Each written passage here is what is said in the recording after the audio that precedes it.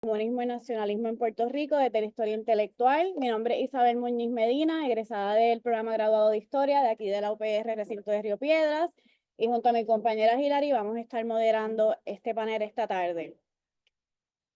Contamos con 4 ponencias en el día de hoy. Presento en breve a los compañeros.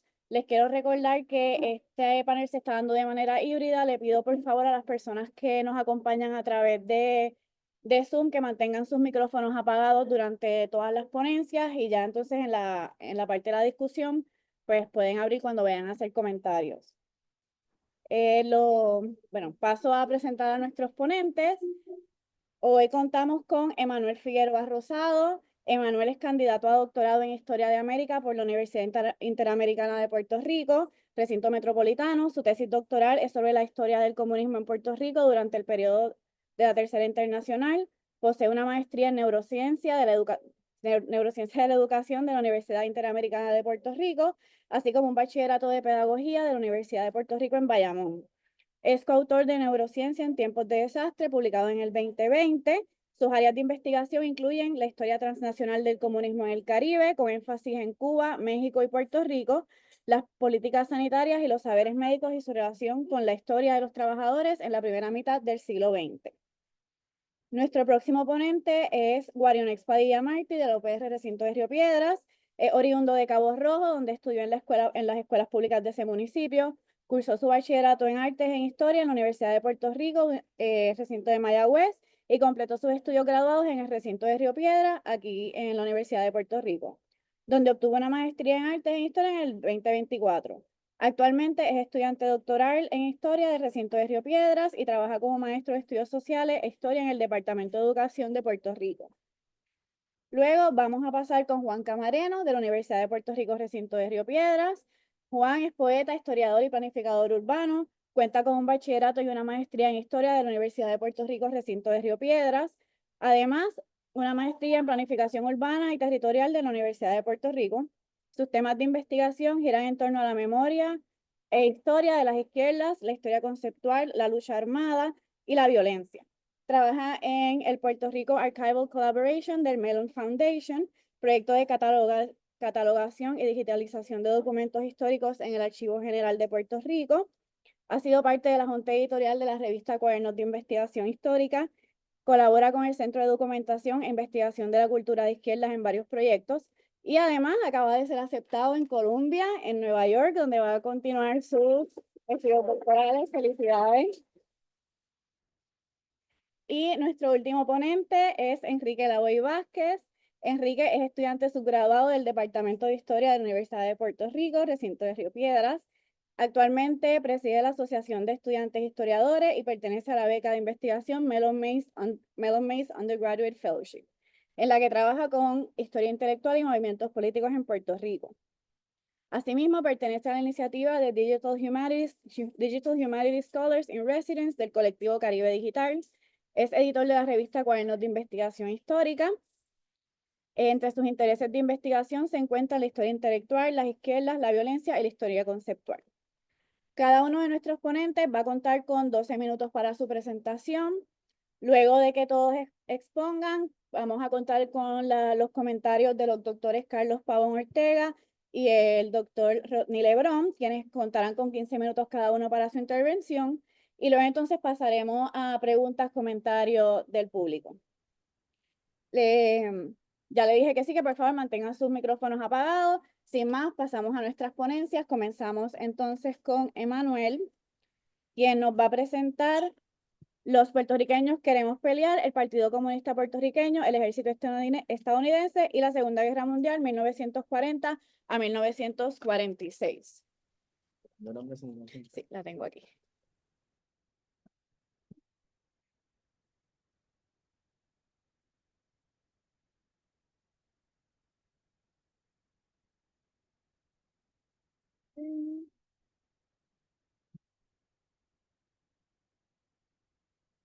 Disculpen. No, si acaso para que te escuchen aquí y vas a tener un timer. ¿Tú quieres leer? Vas a tener. Muchas gracias. No, buenas tardes a todas, todos y todes. Agradecido de estar aquí en el simposio, de estar con mis colegas.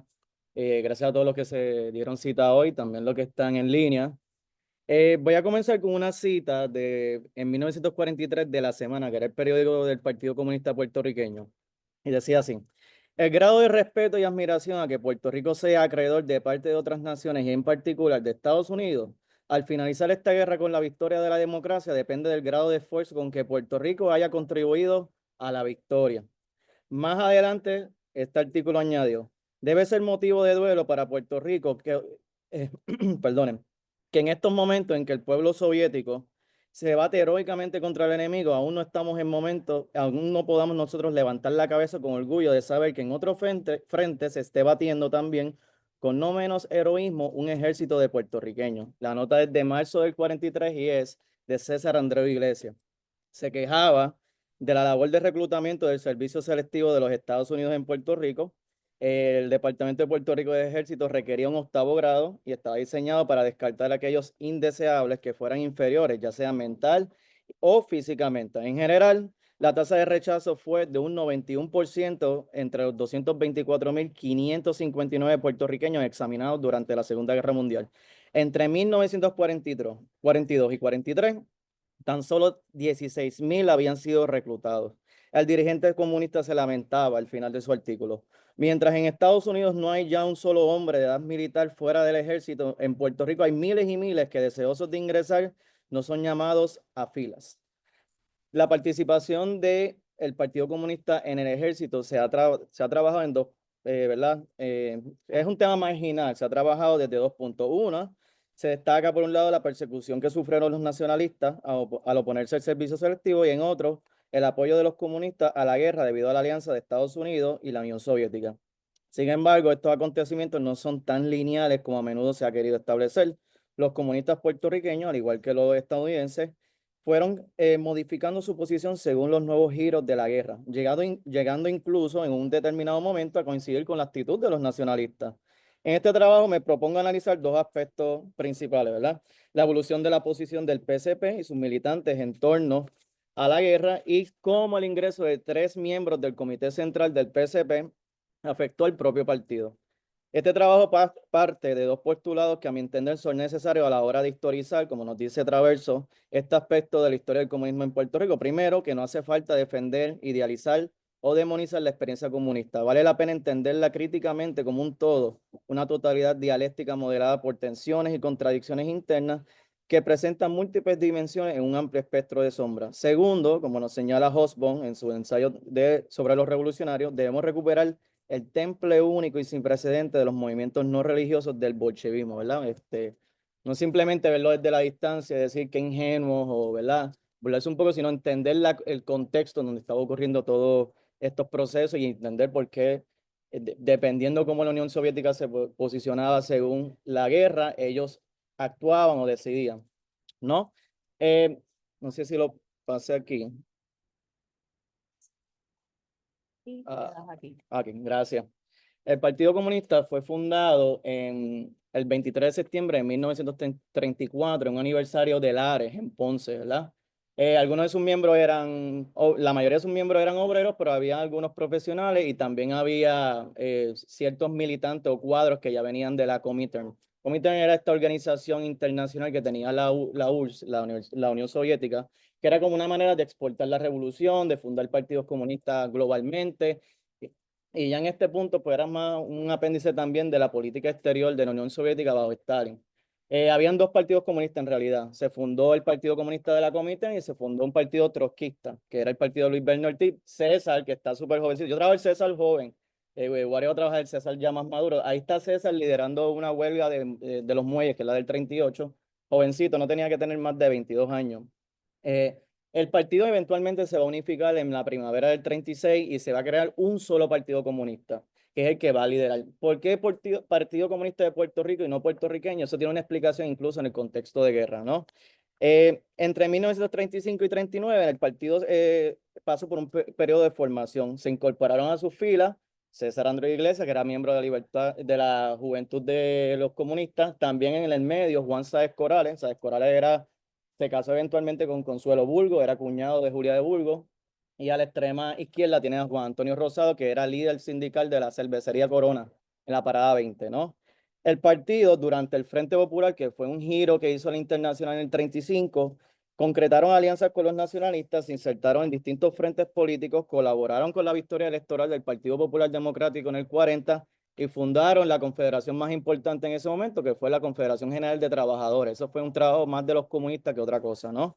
De hecho, su primer frente antifascista se consolida en 1936 con el estallido de la Guerra Civil Española, cuando algunos militantes se enlistaron en las brigadas internacionales o crearon frentes antifascistas en Puerto Rico. Y eso fueron colaboraciones con liberales, con socialistas, había de todo en esos frentes. Sin embargo, hacia 1939, cuando ocurre el Pacto de No Agresión, a finales de agosto, los comunistas comienzan a silenciarse sobre la guerra. Empieza un periodo de neutralidad, ¿no? Porque también la Comintern, cuando ocurre este pacto entre la Alemania nazi y la Unión Soviética, establece la pauta de cómo los partidos comunistas van a defender el pacto, ¿no? De no agresión. ¿Qué se va a decir? Primero, que la guerra pasó a ser interpretada como una guerra imperialista entre potencias occidentales y el pacto fue presentado como una medida defensiva necesaria ante los fracasos de las potencias occidentales por apaciguar a Hitler en los meses anteriores. Esto es a finales de agosto del 39 que se da el pacto, en septiembre 1 comienza la Segunda Guerra Mundial, ¿no? Los comunistas en Puerto Rico rápidamente adoptaron esta posición, publicaron panfletos, notas de periódicos, discursos que reforzaban estos puntos. No solo comenzaron a criticar a Estados Unidos como una potencia imperialista que se preparaba para la guerra, sino también a Luis Muñoz Marín y al Partido Popular por respaldar la creciente expansión militar en Puerto Rico. Y esto es clave porque esto está ocurriendo mientras los comunistas a través de sus sindicatos están creando una alianza con los populares. Las uniones que usan los populares para avanzar la campaña son las uniones lideradas por los comunistas. Esto los aisló completamente. Para darle un ejemplo, el 1 de mayo del 39, antes del pacto, Muñoz Marín se presentó el 1 de mayo en la Plaza Valdoriotti con los comunistas. El año después no se va a presentar nadie del Partido Popular, se va a presentar Ramón Medina Ramírez, que era el presidente del Partido Nacionalista en ese momento, el liderato estaba preso. Los comunistas no tan solo se aislaron, también hubo medidas en Estados Unidos que trataron entonces, que fueron completamente anticomunistas y que fueron directamente diseñadas en contra del Partido Comunista de Estados Unidos y por ende el Partido Comunista de Puerto Rico. Por ejemplo, la ley Smith, que siempre la asociamos con la Mordaza en el 48, pero esa ley se hace en el 40. La ley Burgess, y también se arrestó el secretario general del Partido Comunista de Estados Unidos, Earl Browder, que compartirá cárcel con Albizu en Atlanta. De hecho, la ley Burgess fue importante porque la ley Burgess indicaba que toda persona que recibe, toda organización que quería el derrocamiento de los Estados Unidos tenía que registrarse con el Departamento de Estado y entregar los informes económicos. El Partido Comunista en realidad sí recibía muchos fondos desde Moscú. Técnicamente, si estabas adherido a la Tercera Internacional, tenías que entregar los informes. Así que lo que hicieron el Partido Comunista puertorriqueño en el 40 es también prepararse para un semiclandestinaje. Van a crear un comité central de emergencia por si los arrestaban.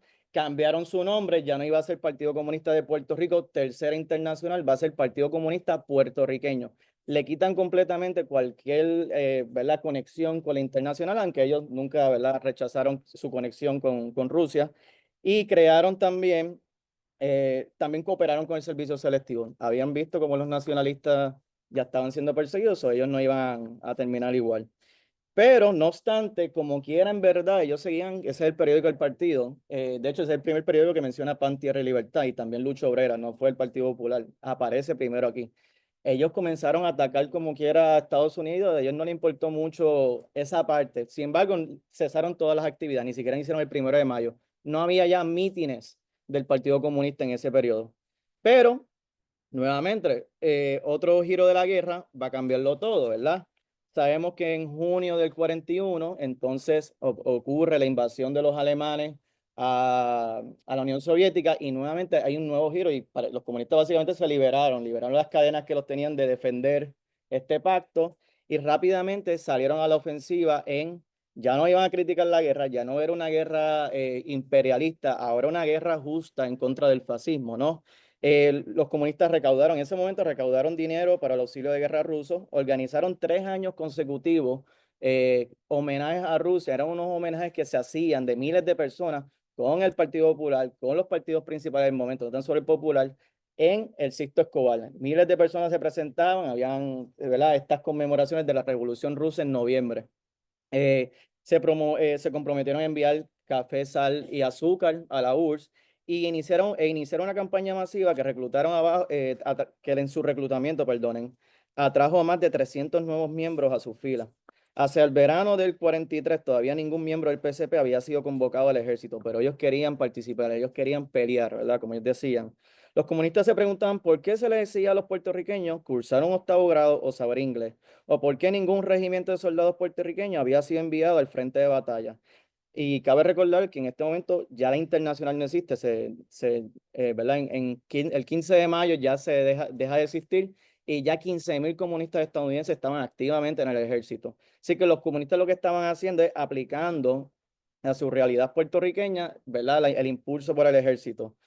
Porque a los puertorriqueños se les exigía más que a los estadounidenses y muchas veces eran enviados a bases en el Caribe, no eran enviados a los frentes de batalla, se ubicaban en bases caribeñas, ¿no? Y de forma similar comenzaron a vincular la independencia, el Partido Comunista siempre fue independentista, con la victoria de los aliados. Eso es algo bien importante, ¿verdad? Y aquí tenemos algunos comunistas en el ejército, porque eventualmente van a entrar al ejército. Los primeros que van a entrar son César Aldero Iglesias, Juan Antonio Rosado, Manuel Soto, 3 miembros del Comité Central, 2 del Comité Ejecutivo. El golpe más fuerte va a ser César, porque César dirigía el periódico del partido, tenía la escuela de formación y en ese momento que se estaba dando el Congreso de Independencia, César es el que estaba articulando la cuestión económica del Congreso Pro Independencia, que eso fue en agosto del 43. Cuando César se va, el partido básicamente se debilita. Pierden sus conexiones con los comités municipales, también el presidente del partido, que era Juan Santos, estaba en Nueva York. La escuela del partido queda inoperante y bajo las tesis de Teherán de Browder, que era el secretario general de Estados Unidos, se disuelve el partido. El partido deja de existir en el 44 por una decisión propia. El único que se oponía a la disolución del partido estaba en el ejército. Y su esposa, que era James Speed, una estadounidense del sur de Estados Unidos, también se opuso y también se opuso Eugenio Cuevas Albona, que era un nene todavía aquí, pero más allá no había nadie. Voy terminando ya, ¿verdad? El otro caso es Juan Sáez Corales. Juan Sáez Corales era probablemente el líder sindical más importante del momento. Había ganado 2 huelgas de su carrera bien importantes, una huelga en una de las fábricas de Fomento, y a él lo convoca en junio del 45, cuando se había dividido la Confederación General de Trabajadores. ¿Cuál es el problema con esto? Que SAE era clave, ya esto es lo último. SAE era clave para unificar estas dos partes. Había un ala muñozista y había un ala independiente. El único que podía como que pegar estos intereses era SAE, pero a SAE lo envían al ejército. Él quería participar también, esto no era una cuestión de que lo obligan. Y cuando vuelve, se fragmenta el movimiento y crea una nueva unión, fragmentando aún más el movimiento obrero, ¿verdad? Voy a dejarlo hasta ahí porque ya no tengo más tiempo. Si tienen preguntas, pues en los comentarios trabajaremos eso. Muchas gracias.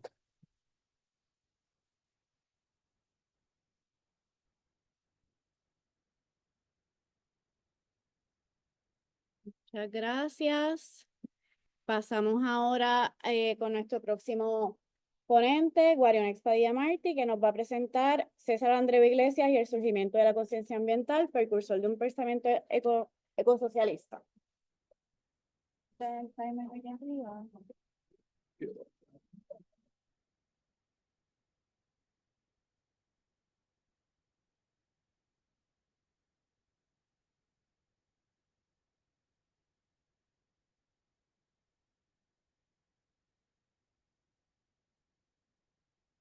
Pues buenas tardes. El concepto moderno de ambiente como una nueva categoría en el discurso público es relativamente reciente, de la década de los 60. La publicación del libro de Rachel Carson, Primavera Silenciosa, en 1962, con su mirada reflexiva en torno al impacto humano sobre la naturaleza, contribuyó en parte a esa discusión. En Puerto Rico, el surgimiento de una conciencia ambiental fue resultado del proceso de industrialización que impulsó el gobierno de Luis Muñoz Marín a partir de 1947. A través de la operación Manos a la Obra, el gobierno puertorriqueño implementó una estrategia de desarrollo conocida como industrialización por invitación, en la que Mediante cesiones contributivas, el Estado colonial facilitó la instalación de fábricas estadounidenses en Puerto Rico, transformando aceleradamente una economía hasta entonces agraria. Este modelo de desarrollo dependiente tuvo varios reajustes debido a su rápido agotamiento y hacia finales de 1950 se apostó por industrias intensivas en capital como eran las petroquímicas. Sin embargo, esta política pública de desarrollo económico trajo consigo graves impactos sociales y ambientales. Como resultado, desde la década de 1960, la cuestión ambiental, es decir, la relación sociedad-naturaleza, ha venido siendo motivo de agudo análisis en Puerto Rico. El conjunto de organizaciones de la nueva lucha fueron claves en ese cuestionamiento y convirtieron sus preocupaciones en torno al impacto ecológico del proyecto muñozista de industrialización en movilización y organización política. Surgieron en ese entonces las campañas contra la explotación minera, la privatización de las playas, las denuncias contra las petroquímicas y contra el establecimiento del superpuerto, como si fuera hoy. Este modelo de desarrollo económico tenía unas consecuencias en términos de la degradación ecológica, en la que se señalaba la destrucción del entorno natural como una expresión más del dominio colonial y del desarrollo económico impuesto desde el exterior. Entre las figuras que promovieron esta línea de pensamiento se destaca la de César Andreu Iglesias. ¿Quién fue César Andreu Iglesias? Pues un poco siguiendo la línea de Manuel, ¿verdad? Más allá de su parte como militante comunista y organizador, pues también fue periodista y novelista. Como periodista y polemista fue testigo de la modernización acelerada y sus secuelas, por lo que analizó críticamente este periodo histórico con importantes aportaciones para entender la composición social puertorriqueña. Sin embargo, su conciencia ambiental ha sido poco explorada a pesar de que surgió en un contexto de profundas transformaciones del entorno natural y el paisaje en general. Por ejemplo, el establecimiento de los complejos industriales petroquímicos en el sur de Puerto Rico, la destrucción de las áreas naturales, la privatización de la zona marítimo terrestre, la urbanización descontrolada, el predominio del suburbio y la centralidad del automóvil, todas promovidas por el modelo de desarrollo colonial capitalista. Andreu articuló una crítica temprana al impacto de la industrialización en los ecosistemas del archipiélago puertorriqueño, vinculando la explotación ecológica con la explotación de clase y denunciando cómo la modernización capitalista no solo alienaba al proletariado, sino que también mercantilizaba a la naturaleza. Su análisis, adelantado a su tiempo, anticipó debates contemporáneos sobre la ecología política al integrar la lucha anticolonial con una visión marxista de la crisis ambiental.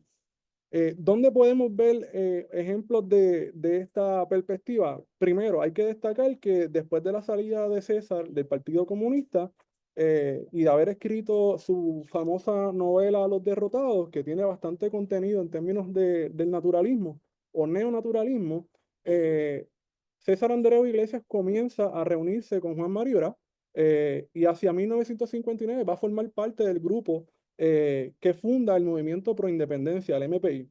Y César es el autor también de la Hora de la Independencia, la tesis política del MPI, que es básicamente el documento en el que se recogen los principios políticos del MPI, con una visión, ¿verdad?, programática sobre lo que Andreu llamó como nueva lucha por la independencia de Puerto Rico. Entonces la independencia era inminente. En la Hora de la Independencia, como manifiesto político, no solo se aborda el colonialismo, ¿verdad?, como sistema de opresión política y económica, sino que también incorpora un análisis sobre el impacto del modelo de desarrollo capitalista en la explotación de los recursos naturales del archipiélago de Puerto Rico. Si bien es cierto que no se abordan temas como la conservación o el cambio climático, estamos hablando de 1960, su enfoque económico-político sentó bases fundamentales planteando que la naturaleza era un patrimonio por rescatar por la soberanía nacional, no un mero botín de explotación. Nos dice Andreu a través de la Hora de la Independencia, y cito, nos valdremos del derecho que todo pueblo tiene al pleno usufructo de sus recursos naturales y sus riquezas. Ese derecho es hoy el principal puntal de lucha contra el colonialismo y el neocolonialismo. Cierro la cita. Desde mi perspectiva, este texto representó una de las primeras articulaciones dentro del independentismo que vinculó la lucha de clases y la descolonización con la defensa de la soberanía sobre los recursos naturales. El documento criticó estructuralmente el modelo de desarrollo impuesto por los Estados Unidos y señalaba cómo este modelo respondía a los intereses foráneos del capitalismo estadounidense con el beneplácito del capital intermediario local.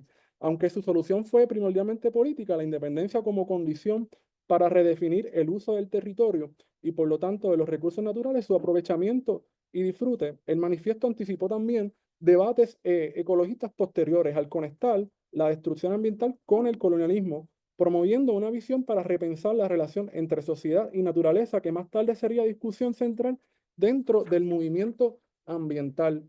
Otro lugar donde podemos encontrar referencias a la crisis ambiental de la década de los 60 y 70 son las columnas de César Andreu Iglesias en el periódico El Imparcial, específicamente la que se llamaba Cosas de Aquí. Esa columna dialogaba con otra columna que se publicó en el periódico Claridad y posteriormente en el periódico La Hora del PIB. Esa otra columna se llamaba Cosas de Allá.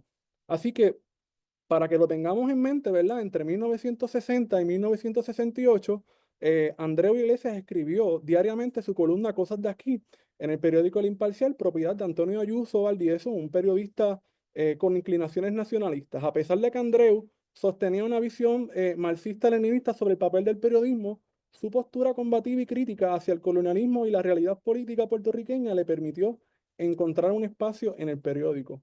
Esta columna, Cosas de Aquí, escrita en un estilo accesible y coloquial, buscaba llegar a una audiencia amplia, especialmente a la clase trabajadora, y en ella abordó diversos temas desde la crítica profunda a los problemas económicos y sociales del país hasta discusiones sobre el estatus político, la política partidista y la evolución del movimiento obrero. A través de su escritura, Andreu Iglesias estableció un diálogo cercano con sus lectores, convirtiendo su columna en un espacio de reflexión sobre la cotidianidad y los desafíos que enfrentaba el Puerto Rico de entonces. Para Andreu, la cuestión ambiental no era una preocupación técnica reservada al porvenir, sino una consecuencia inmediata y estructural del capitalismo descrito como un crimen silencioso contra el presente y el futuro, como él mismo advirtió.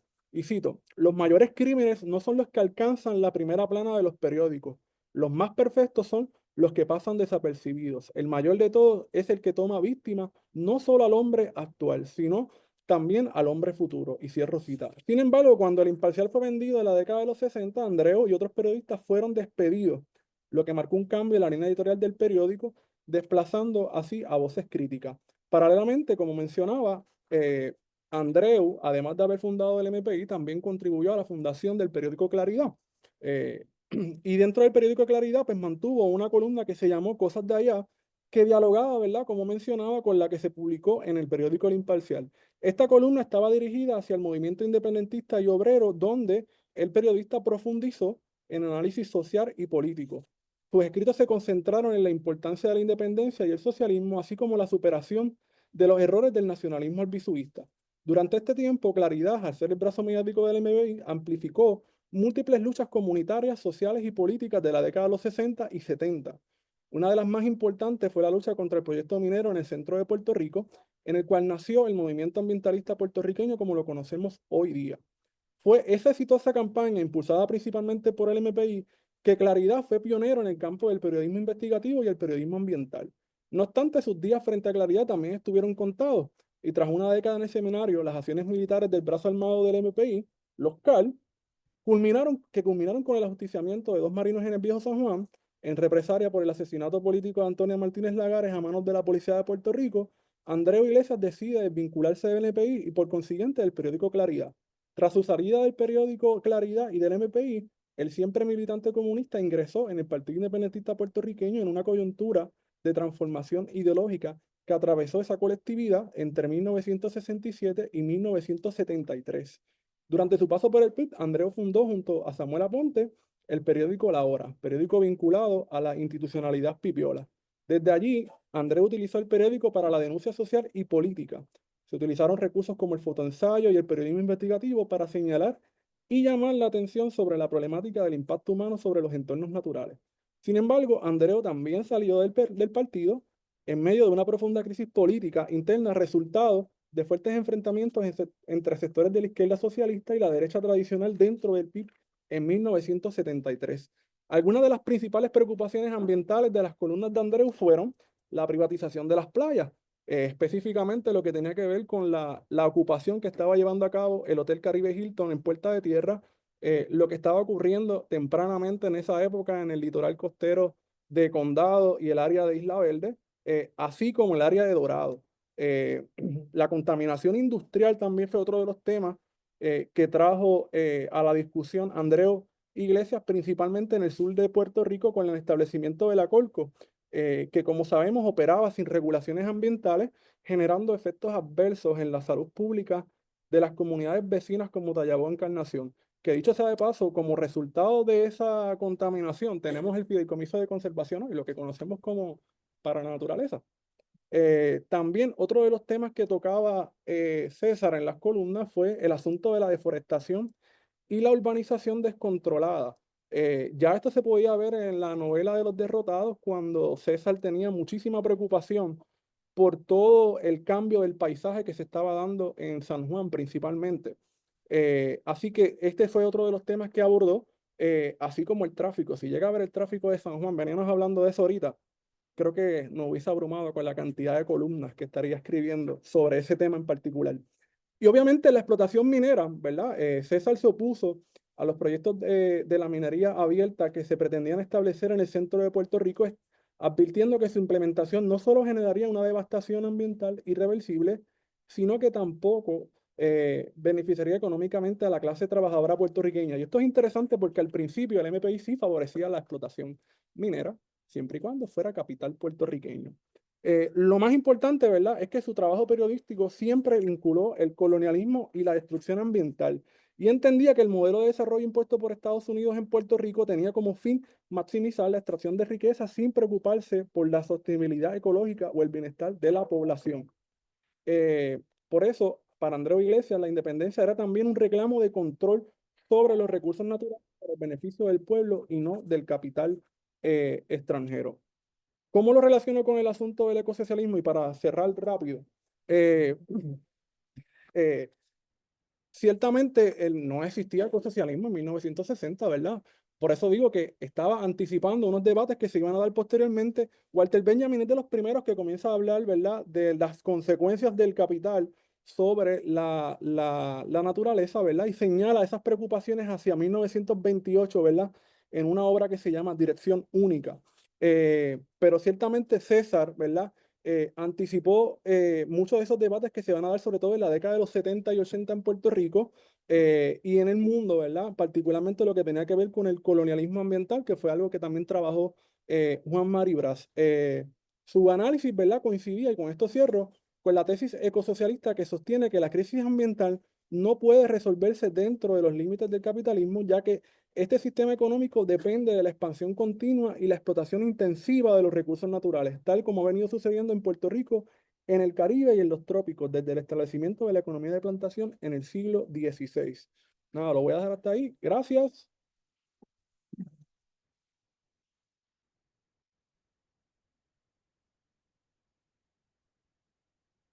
Muchas gracias. Pasamos ahora con Juan Camareno y su ponencia Guerra Popular Prolongada, Discurso y Pensamiento de la Izquierda Radical en Puerto Rico, 1960 a 1980.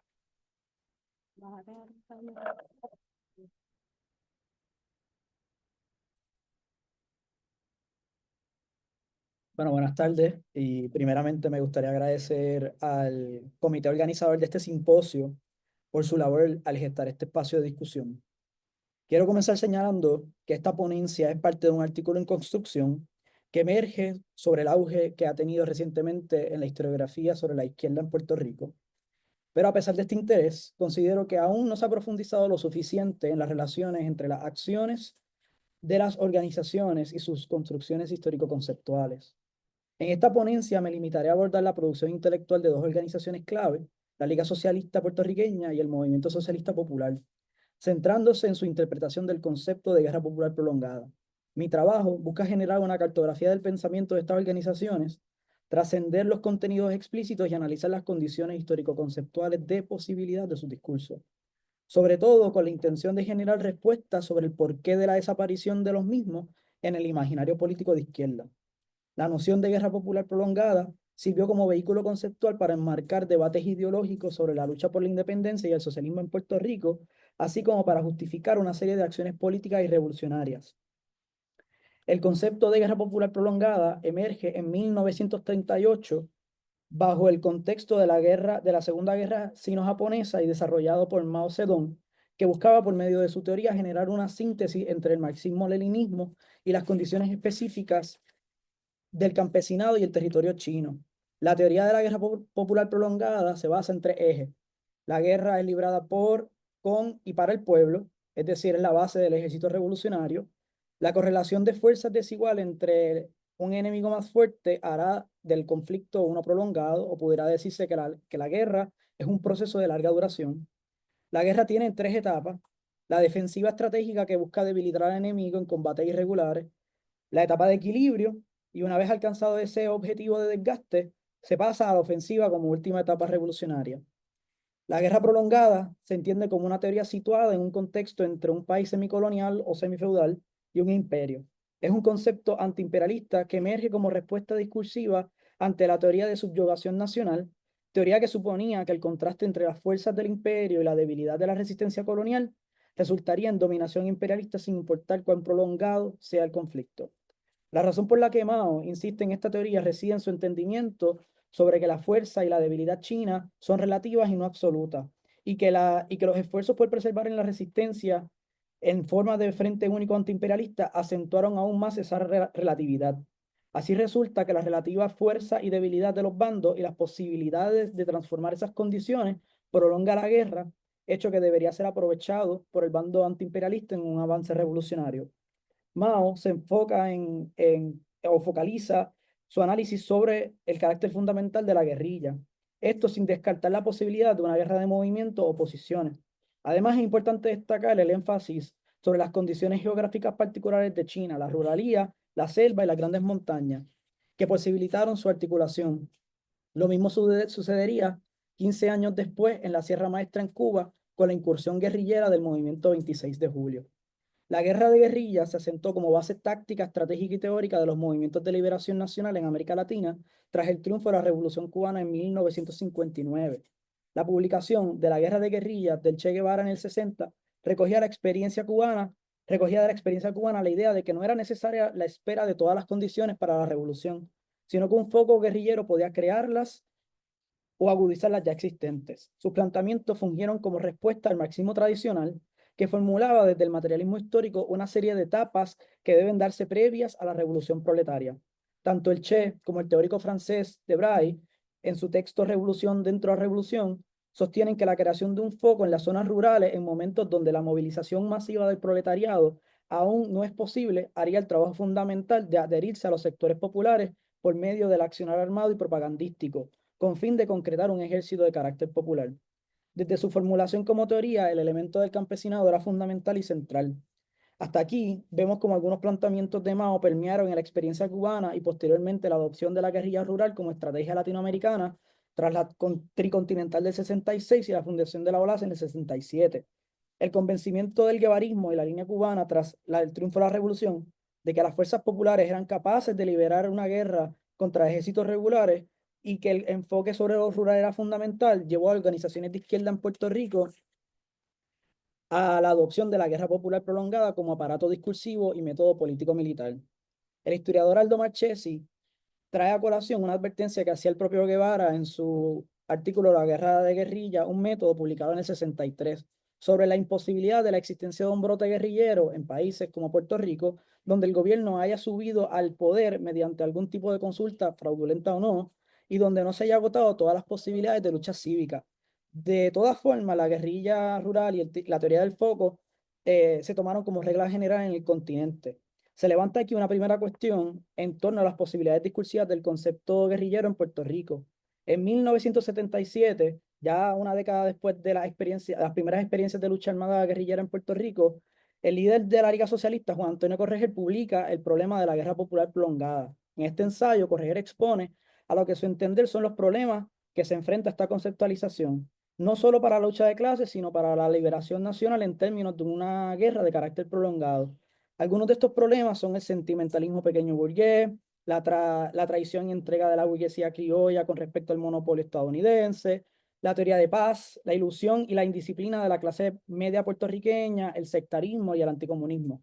En el texto, Correa señala que la guerra popular es la única vía para forjar unidad social, y un presagio de ello serían los acontecimientos que se dieron en este recinto el 11 de marzo de 1971.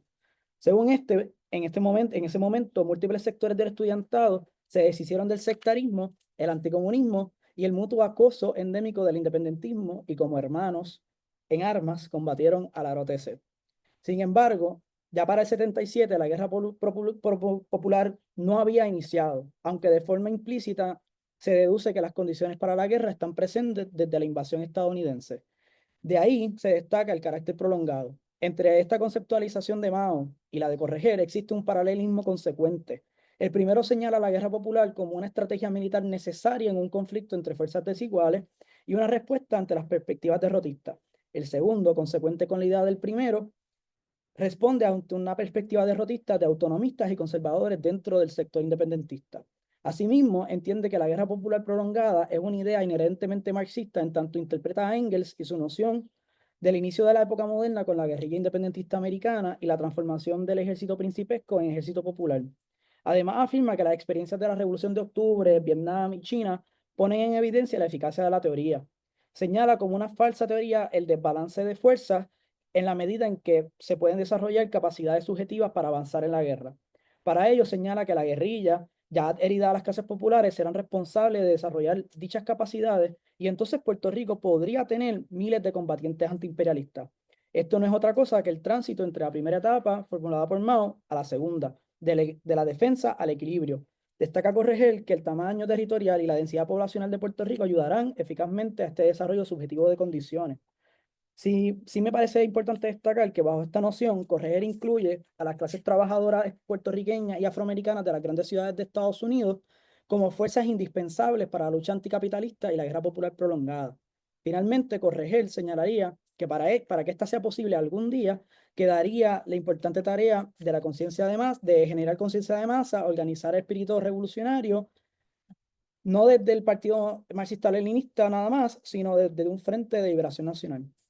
Por otro lado, el movimiento socialista popular desde 1973 ya establecía como una de sus bases programáticas la construcción de un partido de clase obrera y el desarrollo de una guerra de carácter prolongado que debilitara al Estado capitalista en sus puntos neurálgicos. Según se desprende del texto, para esta guerra habría que desarrollar la lucha obrera y desarrollar una lucha militar sin concepciones etapistas. Esta concepción no contradice el entendido coyuntural de la Liga Socialista sobre la guerra popular. Es decir, para el MSP esta guerra aún no existe.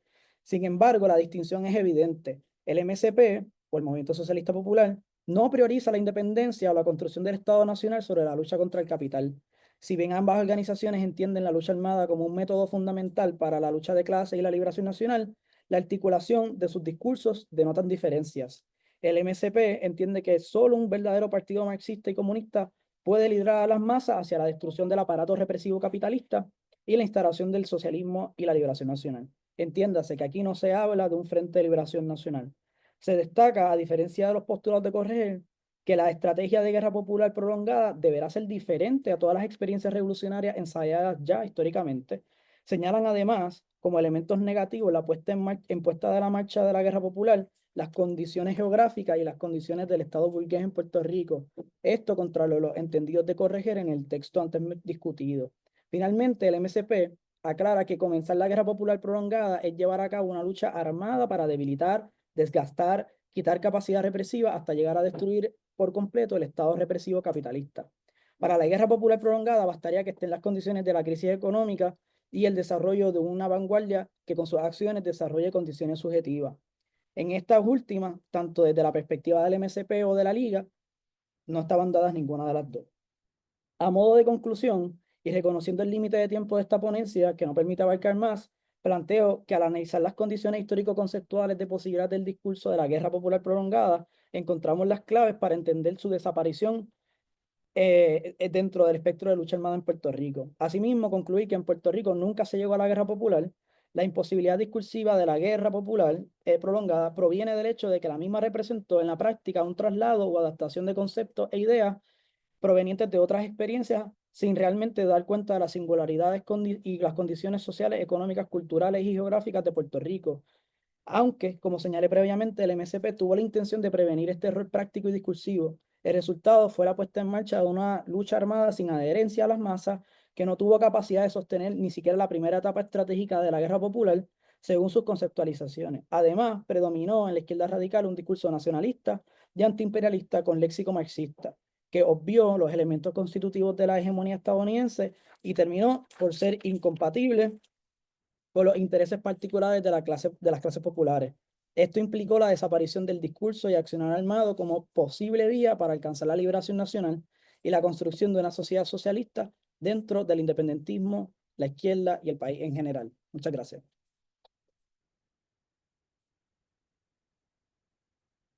Muchísimas gracias, Juan. Pasamos ahora con Enrique Lavoy, con su ponencia Pasados y Futuros de la Nueva Lucha por la Independencia de Puerto Rico, una lectura desde los estratos del tiempo de Reinhard Koselleck, 1959-1979. ¿Me escuchan, no? Sí, estoy bien. Ok. Nada, esta investigación es parte de mi trabajo realizado por casi 2 años como parte de la beca de investigación subgraduada Mellon Mays Undergraduate Fellowship. Y es la primera vez que se presenta a un grupo de personas, más allá de mis mentores, la profesora María del Carmen Baerga y el profesor Marcelo Lucio Traficante, a quienes agradezco muchísimo por leerme y por aconsejarme siempre. Quiero hacer hincapié en que este trabajo vendría siendo parte de lo que se conceptualizó con la nueva historia intelectual, entendida como los posibles vínculos entre las aportaciones de la historia intelectual de la Escuela de Cambridge, con teóricos como Quentin Skinner y John Pocock, la historia conceptual alemana de Reinhard Koselleck y Otto Brunner, y los trabajos intelectuales generados luego de la publicación del Orden del Discurso de Michel Foucault. Este trabajo entonces se puede conceptualizar dentro de la historia intelectual, pero partiendo desde la historia conceptual. Lo que aprendí en esta investigación fue conceptualizar, por medio de la noción de los estratos del tiempo del teórico Reinhard Koselleck, cómo luego de lo que se dominó como la nueva lucha, se abrió el umbral a una temporalidad revolucionaria que a su vez tuvo múltiples estratos temporales y de significación que interpretaban de manera diferente el tiempo histórico. Con dicho señalamiento, lo que busqué fue analizar cómo distintos movimientos y actores políticos habitaron temporalidades superpuestas que generaban dinámicas en las que convivían aspiraciones de presente-futuro, memorias del presente-pasado y estrategias de acción para el futuro-futuro. Parte de las metas de este trabajo fue comprender cómo estos estados temporales no solo coexistieron, sino también cómo interactuaron y se fueron transformando en el marco de las distintas disputas por el socialismo, la independencia, el marxismo y la revolución. La nueva lucha por la independencia adoptó un discurso independentista que se alineaba con principios, en algunos casos marxistas-leninistas o alguna otra vertiente del socialismo, como lo son las trotskistas, maoístas, guevaristas o alguna otra vertiente. Estuvo compuesto de múltiples movimientos, no obstante, para los fines de esta presentación solo trabajaremos con el Que se me partido, cayeron los espejuelos para allá. solo trabajaremos con el Partido Socialista Puertorriqueño y el Partido Socialista Revolucionario. Este segundo apartado, titulado Unicidad, Repetición y Estratos del Tiempo, nos concentraremos en explorar el concepto de los estratos y en cómo podemos pensar en múltiples temporalidades que coexisten de manera simultánea en la nueva lucha. Los estratos temporales surgen como un intento de eludir el binomio linealidad-circularidad con lo que los historiadores habían interpretado el tiempo histórico hasta la modernidad. En dicho marco teórico se plantea una alternativa que en lugar de excluir repetición y direccionalidad imbrica a ambos conceptos. La idea de los estratos no permite referirnos o nos permite referirnos, en palabras de Koselleck, a diferentes niveles temporales en los que se mueven las personas, se desarrollan los acontecimientos o se exploran sus estructuras de larga duración. Koselleck propone 3 elementos para poder conceptualizar y o pensar a partir de estos estratos: la unicidad, las estructuras de repetición y los estratos. El primero de ellos es el de la experiencia o el de la unicidad, que representa tanto situaciones individuales como colectivas en las que los acontecimientos se interpretan como eventos únicos que obligan a los actores a dar nuevo sentido a dicha experiencia. Para los fines del texto, la definición de acontecimiento que utilizamos parte del antropólogo Michel Roth-Trujillo, que articula como acontecimiento todo aquel evento que genere sentidos, significados e interpretaciones. Los acontecimientos simbolizan irrupciones que marcan un antes y un después en la experiencia histórica. Para los efectos de este trabajo, los acontecimientos son esenciales, pues nos enseñan cómo pueden coexistir distintas experiencias temporales. Los acontecimientos y cómo se significan nos demuestran cómo pueden coexistir múltiples interpretaciones de dichos eventos. El segundo elemento que nos propone Koselleck vendría siendo el de las estructuras de repetición.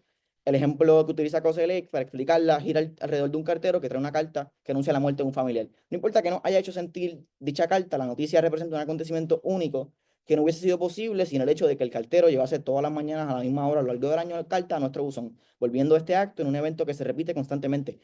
Koselleck con este ejemplo nos dice que sin el retorno de lo mismo es imposible realizar acontecimientos únicos. El último elemento, el de los estratos, que consiste en poder medir distintas velocidades, aceleraciones o demoras y hacer así visibles distintos modos de cambio que ponen de manifiesto la complejidad del tiempo.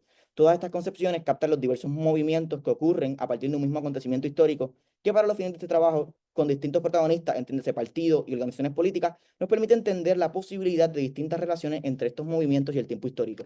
A esto se le suma el concepto de los estratos de significación, que se refiere a las cosmovisiones preexistentes que nos permiten iluminar de forma más general la manera en la que se gestan los acontecimientos. Entonces, entramos directo al tercer apartado, que se llama presentes pasados compartidos y futuros presentes en disputa. Podríamos pensar la década de 1950 como una época de satellite o como una época bisagra en la que ocurrieron una serie de acontecimientos históricos en el archipiélago de Puerto Rico, puesto que representó la derrota del independentismo del Partido Nacionalista, la constitución del Estado Libre Asociado de 1952 y en la que a su vez hubo un cambio en los usos de violencia por parte del Estado. Es en este contexto que se desarrolla la nueva lucha por la independencia y por eso la Revolución Cubana del 59 generó tantos sentidos entre los remanentes del independentismo, articulándose así una nueva lucha de la mano del movimiento por la independencia. En estos primeros años, el MPI se dedicó al rescate de figuras y eventos olvidados que habían sido mitificados por el independentismo de la vieja lucha. Estas figuras y eventos habían quedado relegadas tras lo que, en palabras de César Andreu Iglesias, representó la derrota de la revuelta nacionalista y sus consecuencias para el independentismo del momento, desde su rol como teórico e intelectual comunista. Andreu Iglesias escribió la novela Los Derrotados, en la que dotaría a dicho levantamiento de un sentido histórico profundo, que podemos pensarlo como un acontecimiento cargado de distintas experiencias temporales que nos permiten explorar los diversos estratos del tiempo dentro del independentismo. Ese supuesto rescate del MPI a acontecimientos como el Grito del Ares, a figuras como Genio María de Hostos, a Ramón Emeterio Betance y Pedro Albizu Campos, demuestra también que parte de los usos que daba el MPI ese pasado reciente del independentismo pretendía que dentro de la ruptura que se suponía simbolizaba la nueva lucha, se crease una continuidad. Entonces, para brincar y llegar a la década de los 70, el Partido Socialista Revolucionario, el PCR, con su distintivo carácter conflictivo, dedicó un número de Hila Popular, su revista, a la actividad que organizaría el MPI, el PSP, en lo que ellos entendían que era el 24 aniversario de la conmemoración de la revuelta nacionalista en Nueva York. El PCR cuestionaba que la actividad se pretendía hacer en Nueva York y que costase alrededor de $125,000. Lo que nos interesa pensar y observar de esto es cómo interpretaban y entendían dicho levantamiento ocurrido en Jayuya. Primero, nombrar ese acontecimiento como la gloriosa revolución nacionalista, para luego valorizarla de manera más positiva o superior a otros eventos de insurgencia ocurridos en Puerto Rico. Argumentaban que conmemorar el levantamiento ocurrido en Lares era más sencillo, debido a que el grito había ocurrido en el siglo XIX contra españoles que ya no habitaban en el archipiélago. Para el PCR, el caso de Jayuya representaba un acontecimiento único, dado que ese levantamiento había sido contra el imperio de los Estados Unidos, que todavía dominaba Puerto Rico. Asimismo, pensaban a Jayuya como un espacio vivo y como una huella fresca de la determinación del pueblo puertorriqueño a alcanzar su verdadera independencia. Terminan argumentando que lo de Jayuya fue contra los yanquis y eso todavía estaba en Puerto Rico, evidenciándonos que se sentían identificados con el levantamiento nacionalista. Esto complejiza un poco la manera en que los distintos estratos temporales se relacionan entre sí, ya que aunque criticaba la ideología nacionalista dentro del PSP, la manera en la que se valorizaban o valorizaban a la revuelta contradecía esta crítica. Más adelante el PCR señalaría que este acontecimiento único, como lo fue la insurrección nacionalista, debía ser recordado y conmemorado de la misma manera por todo el independentismo y que el PSP no lo celebraba igual o con la misma fuerza con el que celebraba el Grito del Ares. Recalcando que uno de los primeros trabajos del MPI-PSP fue el rescate del trabajo hecho por Albizu Campos sobre el tema del Grito del Ares. El PCR nombró a la revuelta nacionalista como el momento más importante de la historia puertorriqueña, puesto que dicho acontecimiento, en sus palabras heroicos, podía inspirar a los puertorriqueños a levantarse. Entonces, no podríamos pensar en la insurrección como un acontecimiento en tanto que reserva de sentido si no exploramos cómo lo interpretaba el PSP, puesto que hasta ahora hemos observado cómo el PCR impugnaba su relación con dicho pasado presente. En la actividad anteriormente mencionada del Madison Square Garden, donde según el PCR se conmemoraría la gesta de los nacionalistas, lo que verdaderamente se llevó a cabo fue el Día de la Solidaridad de la Independencia de Puerto Rico. Y en dicho evento se presentaron múltiples personalidades de la izquierda, tanto de Puerto Rico como de Estados Unidos, e incluso militantes feministas como Virginia Collins o Angela Davis.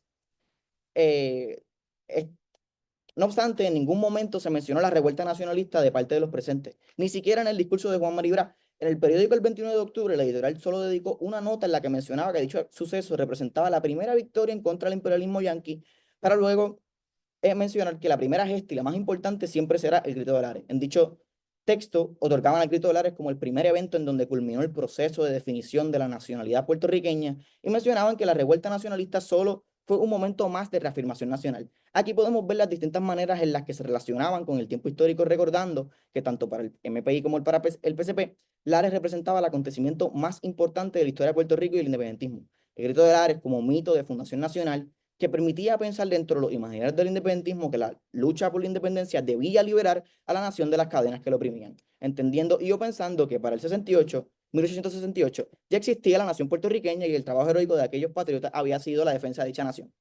Así como para el PCR la revuelta era el acontecimiento más importante de la historia de Puerto Rico y representa un espacio vivo y una huella fresca que representaba la determinación del pueblo puertorriqueño a alcanzar su verdadera independencia, para el PSP era otro ejemplo de reafirmación nacional que catalogaba de menos importante que el Grito de Lares. Todo esto a las alturas de 1974. Entre el PCR y el PSP hay una distancia en la manera en que se relacionaban con la insurrección nacionalista, que demuestra cómo los distintos grupos dentro de la nueva lucha tenían distintas experiencias temporales. Las disputas entre el PCR y el PSP sobre los sentidos y la centralidad de la revuelta del 50 revelan o demuestra la coexistencia de distintos estratos del tiempo dentro del movimiento independentista puertorriqueño en la década del 70, mientras que el PSP encontraba su espacio de experiencia en una continuidad con el pasado decimonónico de la lucha independentista, consolidando el Grito de Lares como un mito fundacional y símbolo de la nación. El PCR, en cambio, anclaba su espacio de experiencia y su horizonte de expectativa, una memoria revolucionaria que representaba a la gesta de Jayuya como pasado presente que en su imaginario era capaz de cambiar el futuro. Esta diferencia nos demuestra tensiones temporales, dos formas de entender estos estratos coselequianos, dos formas de entender, codificar y dar sentido e inscribir el pasado en el presente. En esta coexistencia y superposición de estos estratos coselequianos podemos observar cómo pensar a Jayuya como acontecimiento, en tanto que reserva de sentido y significación, fue reafirmación para unos y una ruptura para otros, dando cuenta de los límites y posibilidades que cada organización y o movimiento reconocía en su relación con el presente pasado y en su proyección para el presente futuro.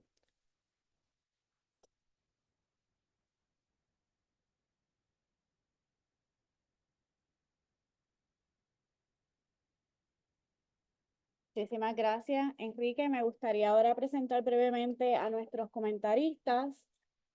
El doctor Carlos Pavón Ortega es catedrático jubilado de la Universidad de Puerto Rico. Es autor de múltiples libros como Historia, Memoria y Ficción, Debates sobre la representación de la violencia extrema y Nación Postmortem, ensayos sobre los tiempos de insoportable ambigüedad. Fue editor de El pasado ya no es lo que era, la historia en tiempos de incertidumbre, y su más reciente publicación, Ilusión y Ruinas, Imaginarios de Izquierda de Puerto Rico desde los 60. Rodney Lebrón Rivera obtuvo su doctorado en el Departamento de Español y Portugués de la Universidad de Princeton. Su investigación se centra en la literatura latinoamericana moderna y contemporánea desde el siglo XIX hasta principios del siglo XXI. En Princeton recibió el Arcadio Díaz Quiñones Teaching Award y en 2023 recibió una subvención del McGrath Center for Teaching and Learning para desarrollar Story Maps de Puerto Rico, un proyecto de pedagogía digital. Su trabajo ha aparecido en múltiples publicaciones académicas y no académicas, incluyendo Centro Journal for the Center of Puerto Rican Studies, Ámbito de Encuentros, Revista de la Universidad Ana G. Méndez y Revista 80 Grados, entre otras. Me gustaría entonces comenzar con la intervención del doctor Pavón. Le cedo la palabra. Tiene el micrófono apagado. Yo había negociado con Rodney para que él empezara, así que si Bueno, él está puede bien como empezar ustedes. como ustedes Sí, prefieran. sí. Como ustedes Dale. prefieran. Paso a la juventud. Bueno, pues primero que todo, quisiera felicitar a los 4 ponentes en el día de hoy por presentar excelentes investigaciones, sobre todo porque ubicaron sus presentaciones en un campo de estudio que en años recientes ha tomado auge e incremento en el perímetro de la historiografía puertorriqueña. Y a continuación compartiré unos breves comentarios o apuntes especulativos con el propósito de fomentar la conversación y discusión. De antemano, antes de comenzar a intervenir, quisiera expresar que estos apuntes responden a la dimensión teórica y metodológica del panel en general. Prometo no excederme porque aquí los protagonistas son ustedes. Una de las particularidades que más me llamó la atención de este panel es el título en el cual se organizan las 4 presentaciones. Debate sobre el socialismo, comunismo y nacionalismo en Puerto Rico desde la historia intelectual. De primera impresión, apreciamos cómo el título del panel responde en cierta medida a las coordenadas analíticas de las presentaciones de Camareno, Figueroa Rosado, Padilla Martí y Lavoy Vázquez. La historia intelectual es el campo de estudio, y enfatizo campo de estudio, partiendo de los postulados de Carlos Altamirano desde Argentina, en la cual se marcan los límites y los alcances de los 4 trabajos presentados. Al momento que el lector presta atención al título del panel, eso es lo que parecería a simple vista. Sin embargo, al leer los resúmenes de los trabajos presentados y los keywords de su abstract que ustedes, los autores, eligieron para el programa del Congreso, así como al escucharlo esta tarde, me parece que tanto quienes leen los resúmenes como quienes asisten, ya sea en la YUPI o aquí en esta sala de Zoom, se encontrarán con lo que yo clasificaría como un enigma conceptual digno de reflexionar. Este enigma conceptual podría ser ubicado en los supuestos límites de la historia intelectual, patentizado en el título del panel. Si la historia se compone de metodología, epistemología e ideología, como la define Keith Jenkins, y la historia, según este historiador, es historiografía, cabe preguntarse, ¿se podrían ubicar las cuatro presentaciones dentro de las coordenadas de la historia intelectual? O dicho de otro modo, los cuatro trabajos responden de manera directa o indirecta a la historia conceptual. Me explico. Según Altamirano, en un folleto titulado Programas para una historia intelectual, nos dice a los lectores que la historia intelectual es un campo de estudio más que una disciplina y sus premisas metodológicas no son una muy definidas. Sin embargo, los límites de este campo de estudio, según Altamirano, podrían ser la historiografía, pero por los materiales que trabaja, se cruzan sus límites con otras disciplinas. En ese cruce, en ese ir y venir, encontramos la literatura como uno de los muchos ejemplos. Por lo tanto, estas premisas se asemejan muchísimo a las de Roger Chartier, cuando el historiador francés postula que la historia intelectual no precisa de una metodología particular. Por otro lado, detengámonos un momento en la teoría de los conceptos o la historia conceptual. Este marco analítico permite examinar el uso de un término específico en un contexto histórico determinado, porque según Koselleck, los conceptos reúnen la pluralidad de experiencias históricas y una suma de relaciones teóricas y prácticas, relaciones objetivas, en un contexto que como tal solo está dado y se hace experimentable por el concepto. En Francia, la teoría de los conceptos está vinculada a las investigaciones desde el campo de la lingüística, en cómo el habla transforma el concepto. Y se podría decir que en el campo de la historia en Puerto Rico, la historia conceptual dialoga o está vinculada a la historia cultural, pienso en los trabajos de Carlos Altagracia, y a la historia intelectual, cabe mencionar los trabajos de Pedro San Miguel, entre otros. En nueva y buenísima medida, en nuestro presente, la historia conceptual se está vinculando con la historia política y me parece que los trabajos de Camareno y Lavoy Vázquez son una muestra representativa. Pero es desde este estado latente de oposición, pero de acuerdo teóricos y metodológicos, que me pregunto otra vez y comparto esto con ustedes. ¿En este panel predomina más la historia intelectual o la historia conceptual? Me parece que las cuatro presentaciones responden a este enigma teórico y en cierta medida metodológico. Aclaro, no es una crítica, sino un señalamiento en vía de fomentar la conversación. Por lo tanto, como lector y oyente, me parece que la única ponencia que responde a la historia intelectual es la presentación de Padilla Martí, la cual analiza la escritura pública del escritor, periodista e intelectual comunista César Andrés Iglesias. Los trabajos de Camareno, como el de Lavoy Vázquez, a mi entender, se encuentran ubicados de manera más directa o indirecta con la historia conceptual, porque ambos prestan atención a un concepto o una serie de conceptos y cómo los mismos operan o operaron en ciertos discursos del mismo modo en un contexto histórico determinado. Por último, pero no menos importante, el trabajo de Manuel Figueroa Rosado se sitúa dentro de la historia política o en términos de Hayden White en esas historias como acción, entendidas como discursos sobre el pasado, donde los sectores subalternos cobran protagonismo en el relato historiográfico a través del análisis documental y la producción de diversos archivos. Pero ahora no estoy tan seguro porque en su presentación, pues yo estudio al César Joven, pues ahí hay también como que para discutir. Por lo tanto, cabe preguntarse, y esto lo comparto tanto con los ponentes como también los presentes reunidos aquí en la tarde de hoy, ¿qué es una historia intelectual en Puerto Rico? En la historiografía puertorriqueña, la historia conceptual es una herramienta auxiliar de la historia intelectual o la historia conceptual es un perímetro de estudio que se está erigiendo en la historiografía puertorriqueña de manera individual al campo de estudio de la historia intelectual. Además de esas preguntas, comparto un último comentario sobre el panel con una pizca de anécdota personal. Recuerdo cuando me encontraba en el bachillerato y el profesor Fernando Picó le fue conferido el título de profesor emérito. El viejo, porque Picó llamaba a todos los que estábamos a su alrededor bajo ese adjetivo, leyó una ponencia en el teatro de la universidad que llevaba como título ¿Hacia dónde va la historiografía puertorriqueña? En esa presentación, Fernando reivindicó que conviene postularse ese interrogante respecto hacia dónde se dirige la historiografía puertorriqueña, ya que según el viejo, en ese momento, y cito, nos estamos asomando en una encrucijada en el desarrollo de nuestra disciplina histórica. Cierro cita. Entre muchas de las cosas que postuló Picó, me gustaría resaltar una en particular en función de este panel. Pico mencionó que la historia política en Puerto Rico, en aquel entonces, se estaba dando desde la revista Bordes y Postdata y los trabajos de Arturo Torrecilla y el aquí presente Carlos Pavón Ortega. Apropiándome de la premisa del entrañable Picó, me atrevo a decir que este panel es una muestra representativa de hacia dónde se dirige la historia política en el marco de la historiografía puertorriqueña contemporánea.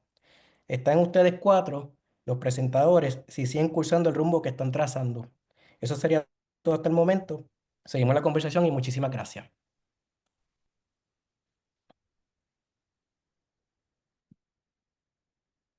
Muchísimas gracias, Rodney. Ahora sí, Pavón, le toca a usted. Sí, gracias, gracias. Nosotros lo negociamos, yo creo que fue perfecto porque los comentarios teóricos y metodológicos de Rodney pues dan una perspectiva, digamos, comprensiva de ciertos debates importantes que se reflejan en el panel. De hecho, me parece que Rodney ha hecho unas preguntas que pueden ser motivo de un buen panel que se podría organizar sobre este asunto de la historia conceptual y la historia intelectual, porque ciertamente, y eso era uno de mis comentarios eh, previos antes de escuchar a Rodney, y ahí no voy a entrar porque ya Rodney cubrió lo que hubiese podido decir yo, pero sí añado que es evidente para mí que hay una camada de jóvenes estudiantes, algunos ya no son estudiantes, incluyo a Rodney ahí, que han estado elaborando, y pienso también en Nelson Pagán, que está en Austin haciendo el doctorado, eh, una una suerte de, digamos, de momento, historia intelectual, pero con esos entrecruzamientos que plantea Rodney, y parece haber ¿verdad? Un campo en desarrollo ahí, un campo en construcción. Y cuáles son los límites de ese campo, cuáles son sus entrecruzamientos, pues me parece que es algo que se puede discutir y debería discutirse. Segundo, me parece evidente también, y este panel lo demuestra, que dentro de ese campo amplio, heterogéneo, eh, sin metodología fija de historia intelectual, ha ido emergiendo también un interés por la historia discursiva y política de la izquierda puertorriqueña.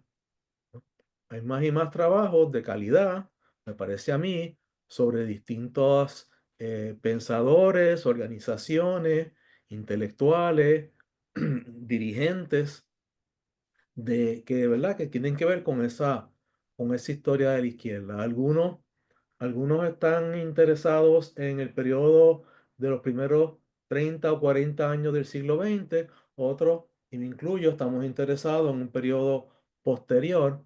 Lo que no se ha ido logrando es, creo yo todavía, pero este es un comienzo, entre otros, un diálogo, ¿verdad? Que de alguna manera ponga a hablar y a comunicar esa experiencia de los primeros 3, 4 décadas con la experiencia de la posterior a la Segunda Guerra Mundial. Todavía eso está como desconectado en términos historiográficos, ¿verdad? No ha habido una integración, usaré una palabra que ya no se usa, pero no ha habido una integración dialéctica sobre esos procesos.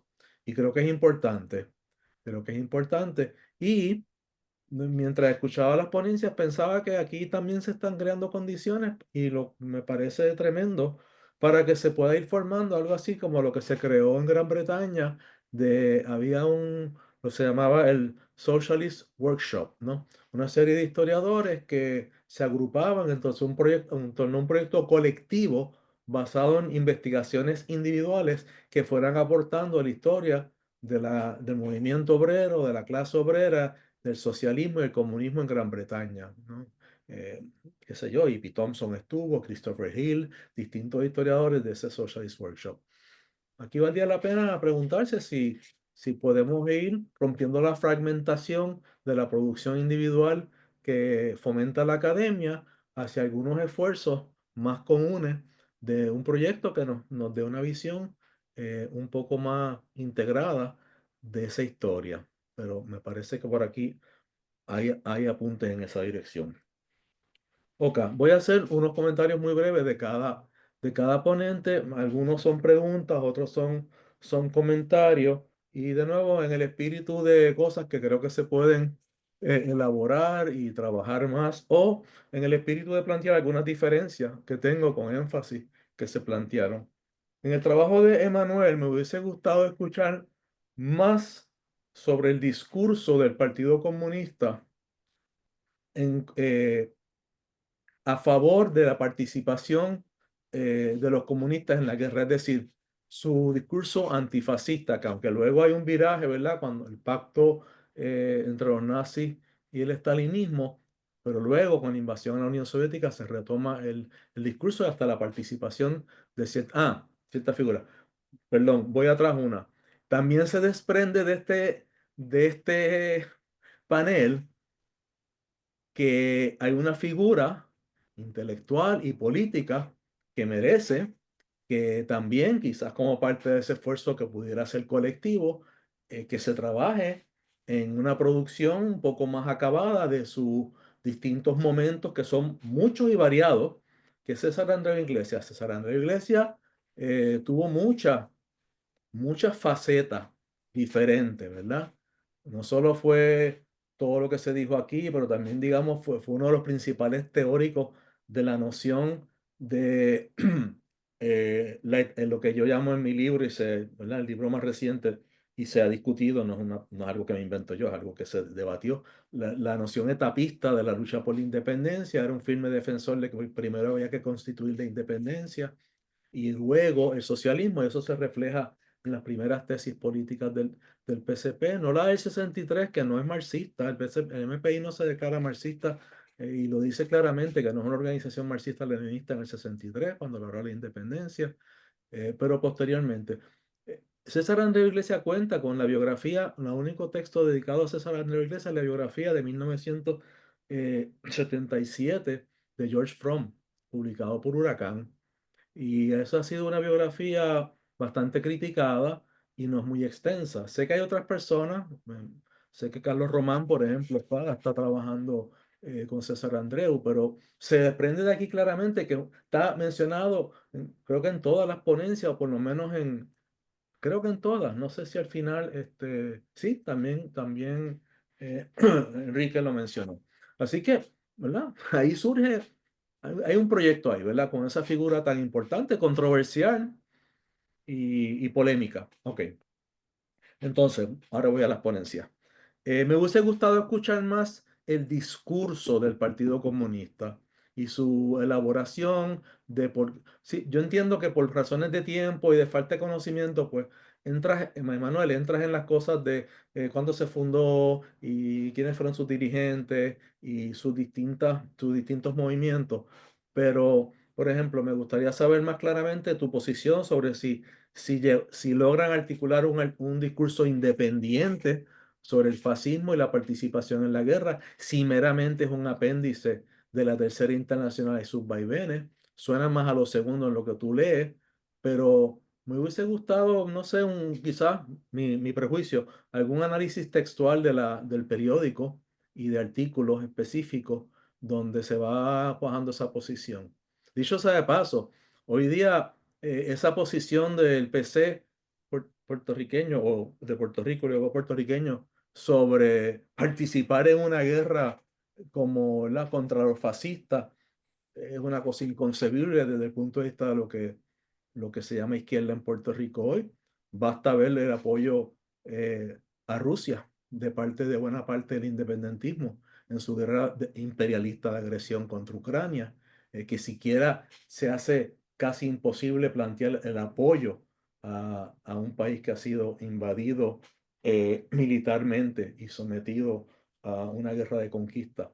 Así que a mí me parece fascinante, ¿verdad? Que el Partido Comunista se planteara en distintos momentos que era necesario participar en esa guerra con un pilar antifascista y a favor de la democracia. Ese es el otro punto que me parece interesante. Así que me imagino que eso está en tu tesis doctoral, que tengo interés en leerla definitivamente.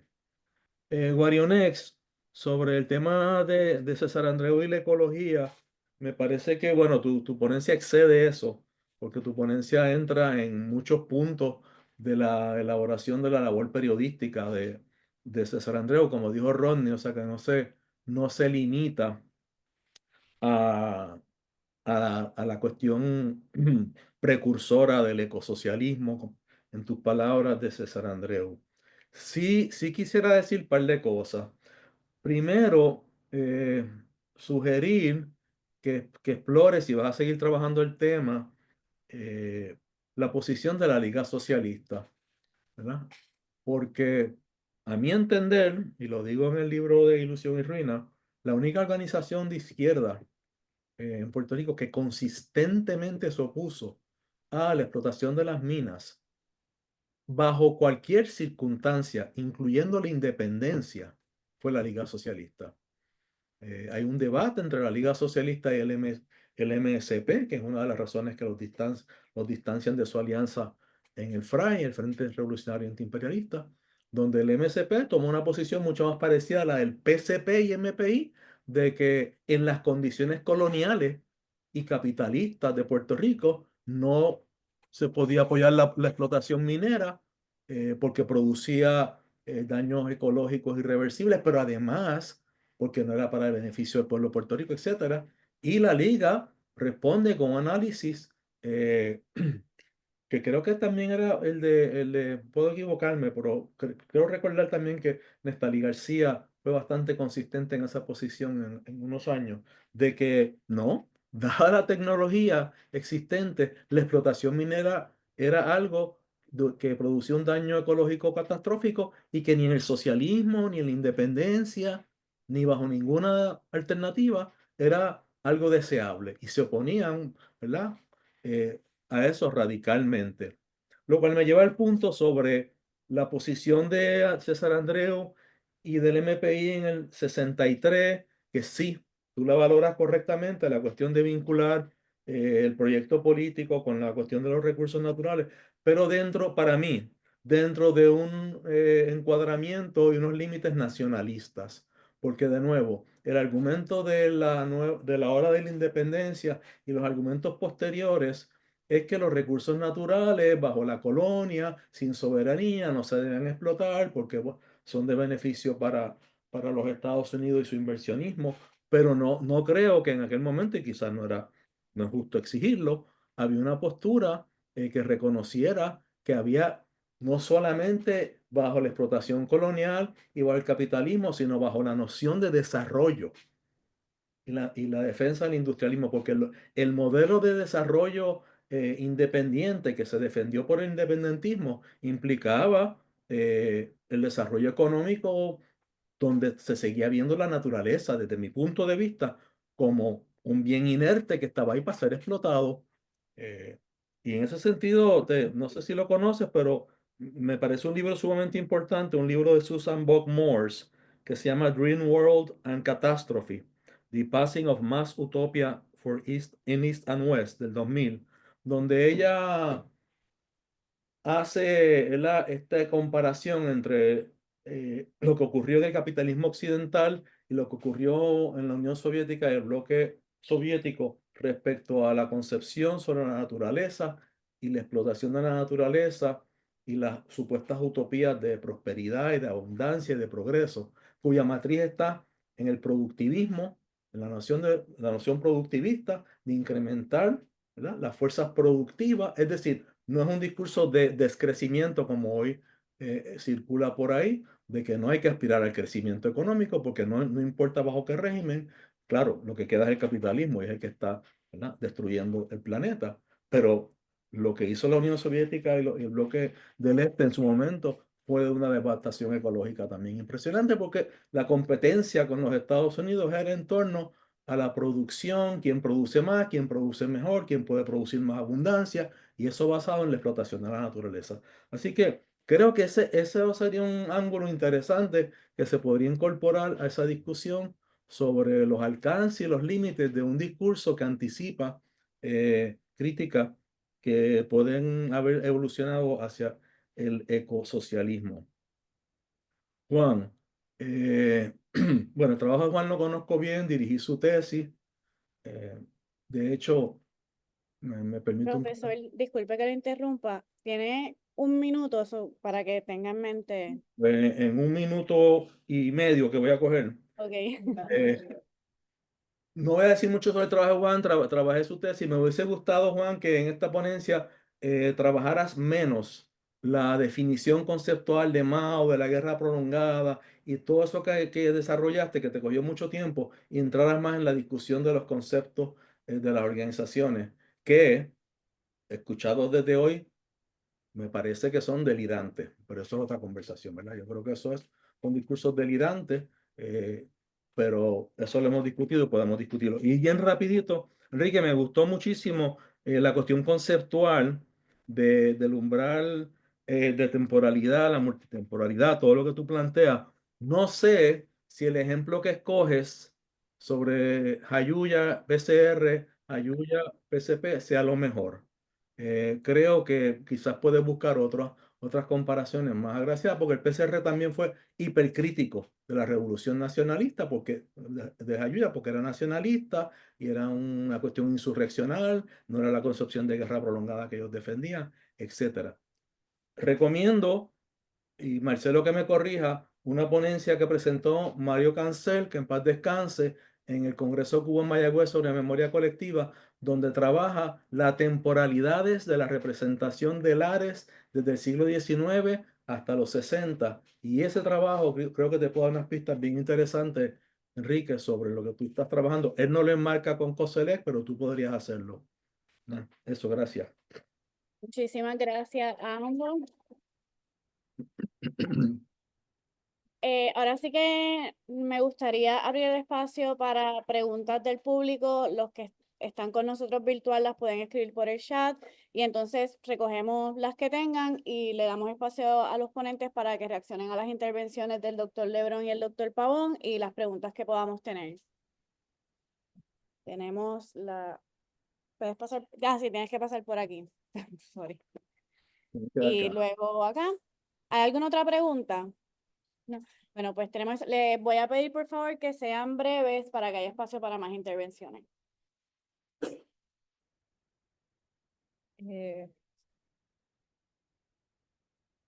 Pues mi pregunta es para Guarionex, como yo sé que tenemos que ser breve.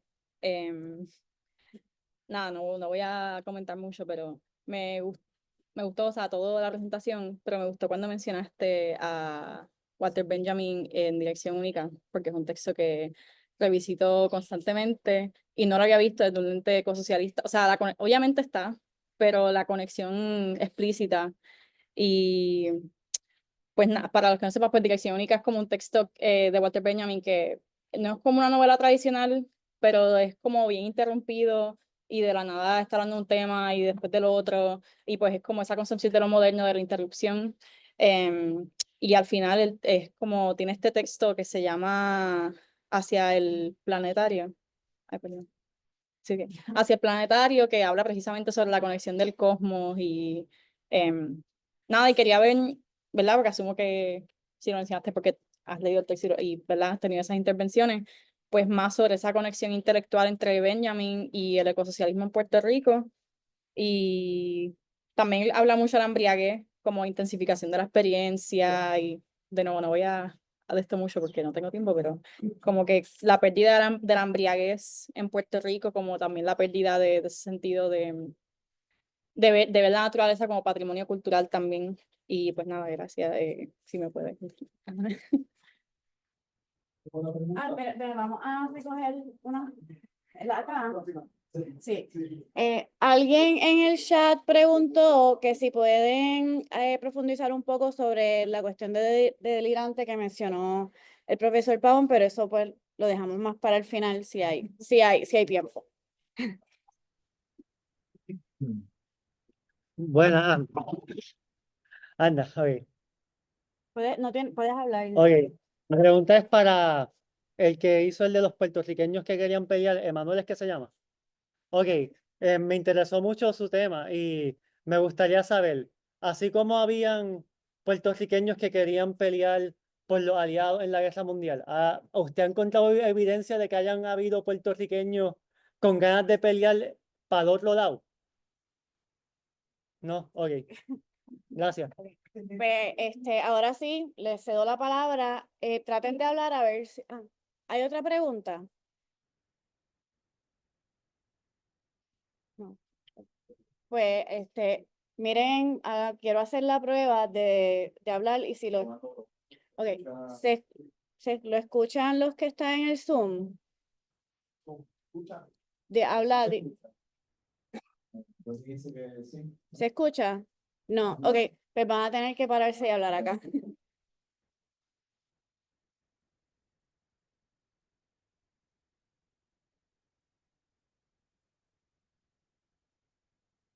Voy a ser breve con algunos de los comentarios.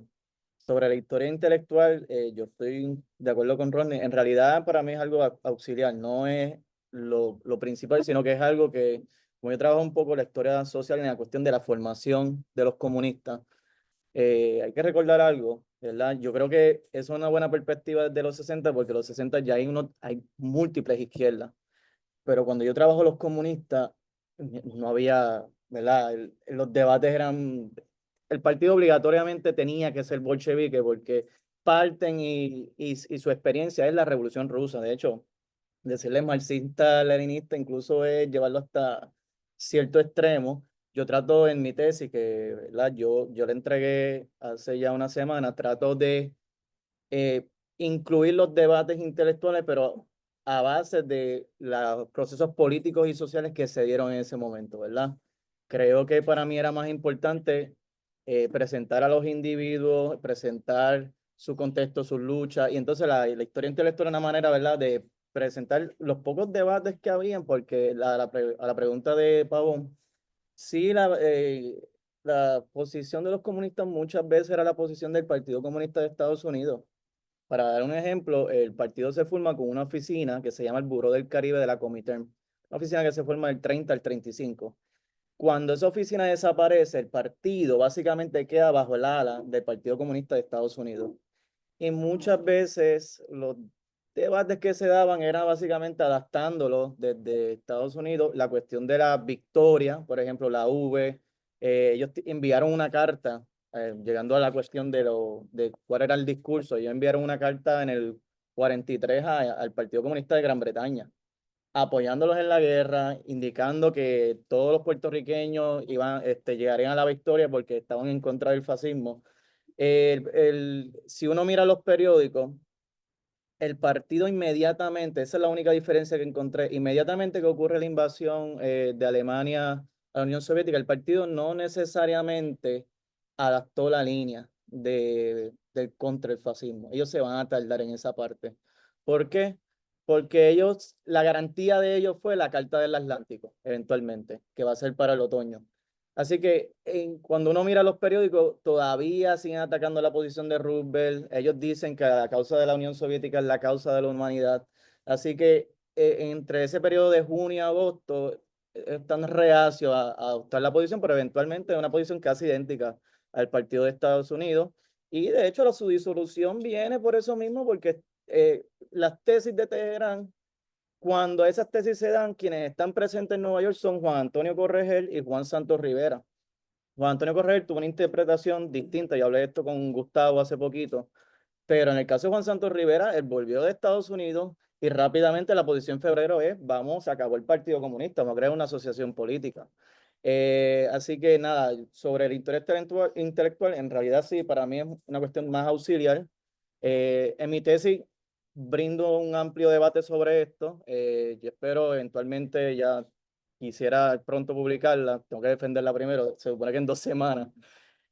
Sobre la pregunta del compañero, no, y sencillo, de hecho yo lo que traté de buscar que nunca encontré, y el único que encontré fue Emilio Delgado, es tal vez alguien que haya luchado en la Guerra Civil Española, que haya terminado en el Ejército Rojo.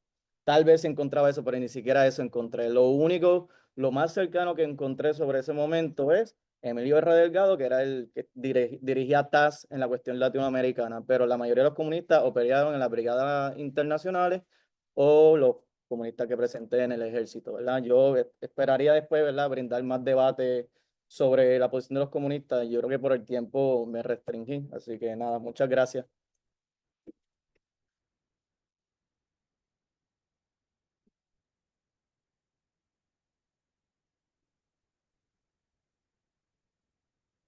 Mira, para contestar a la compañera y también contestarle al profesor Pavón, sí, en la ponencia menciona el asunto, ¿verdad? De que en efecto, era igual lo que estaba sucediendo en el socialismo realmente existente en términos de la degradación ambiental, porque la transformación de una sociedad básicamente feudal a una industrial implicó la destrucción de todo ese paisaje, ¿verdad? De la estepa rusa, etcétera, con las consecuencias que todavía estamos viendo en muchos de estos lugares donde han desaparecido lagos, mares, ríos, etcétera.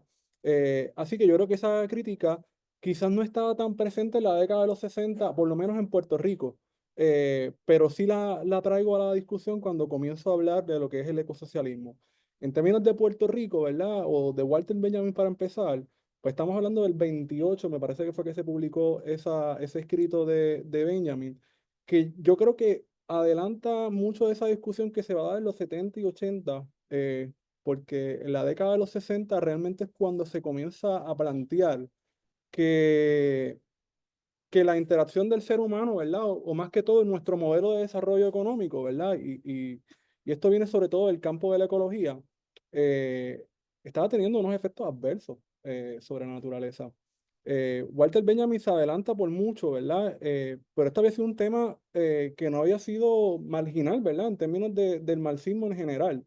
Mi idea aquí con traer a César es primero porque en Puerto Rico el tema está en pañales, ¿verdad? Quien única ha estado trabajando el tema del ecosocialismo ha sido Democracia Socialista y lo ha hecho, a mi juicio, ¿verdad? Utilizando sobre todo autores europeos, ¿verdad? Y no desde una mirada puertorriqueña, aunque hay un intento, ¿verdad? Justo, que es el Manifiesto Ecosocialista, ¿verdad? Que se publicó el pasado año.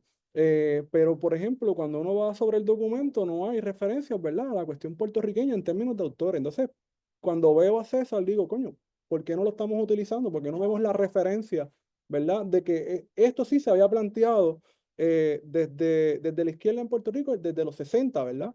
Que también puede hacer la conexión, por ejemplo, con el caso de Misión Industrial y Nestalí García, que también ha sido algo que todavía no se ha investigado, a pesar de que ya la Universidad de Puerto Rico en Mayagüez digitalizó parte de esos archivos, ¿verdad? De Misión Industrial y que hay un campo todavía para seguir escribiendo, ¿verdad? Y pensando en torno a las reflexiones que hubo en aquel momento sobre la cuestión ambiental.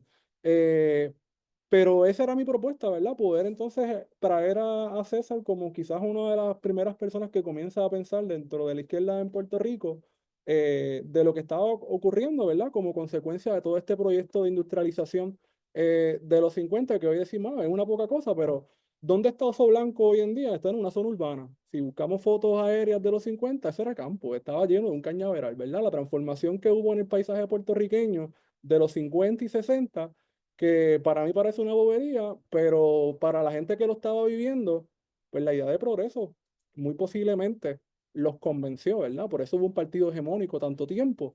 Y yo creo que César tenía esa mirada bien pendiente de lo que estaba ocurriendo en términos de la transformación, de cómo se estaba destruyendo Río Piedras, Puerto Nuevo, con todos esos ecosistemas que nuevamente están en peligro con la canalización, por ejemplo, del Río Piedra. Están presentes en esas columnas. Y así que creo que las columnas del periódico son buenas, ¿verdad? Para poder entender un poco lo que estaba pasando en términos urbanos en Puerto Rico. Y eso, ¿verdad? Tiene una trascendencia en términos de la ecología para poder entender también dónde nos encontramos hoy.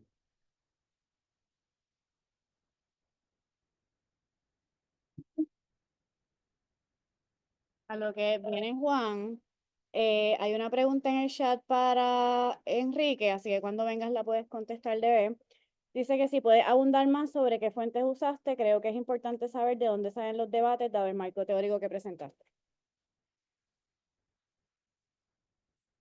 Sí, a mí me gustaría un poco, primero empezar con Carlos y luego contestar a unas preguntas que plantea Ronnie en su comentario. Eh, yo tomé la ponencia, como dije al principio, es un artículo que estoy construyendo, que subyace también, ¿verdad?, de la tesis, y tomé la ponencia como un ejercicio también práctico y pedagógico para mí, para practicar un poco ese entendido del concepto. Así que quizá puedo abundar mucho más, me percaté de eso mismo cuando estaba escribiendo la ponencia, sobre que me desgasté mucho entendiendo el concepto y luego no pude profundizar en el debate de las organizaciones, que en el artículo incluyó al PCR.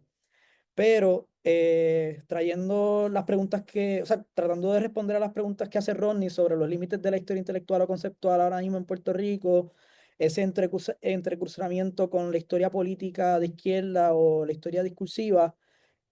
Yo creo que contrario a discursos delirantes, definitivamente están las condiciones subjetivas para que hagamos un tipo de workshop precisamente para leer y definir un poco entre nosotros también dónde está ese límite, porque ya esta es mi tercera vez participando del simposio y consistentemente hay unos temas y hay unas preguntas y unas inquietudes que responden a ese límite historiográfico o que a lo mejor responde a que debemos posicionarnos fuera también de la historiografía y cruzarnos a otros lugares como pudiera ser la literatura o otras disciplinas. Y creo que es material de debate, así que deberíamos autoconvocarnos para hacer esa mesa, aunque sea con un par de cervezas. Lo otro es que definitivamente hay un interés particular en esta coyuntura. Yo pienso a inicio de estos años, eh, luego del COVID y posteriormente la crítica neoliberal que se está viviendo hoy en el contexto de la universidad, a pensar alternativas de respuesta ante el capitalismo. Y creo que por eso también un poco responde a que el panel consistentemente tiene unos conceptos y unos referentes. Y definitivamente invito a que sigamos debatiendo porque creo que también hay algo, no solamente la figura de César, sino la novela. O sea, la cuestión de la novela está ahí. O sea, hay algunas cosas que ameritan otro simposio, mesa y varios cafés. Así que ahí lo dejo.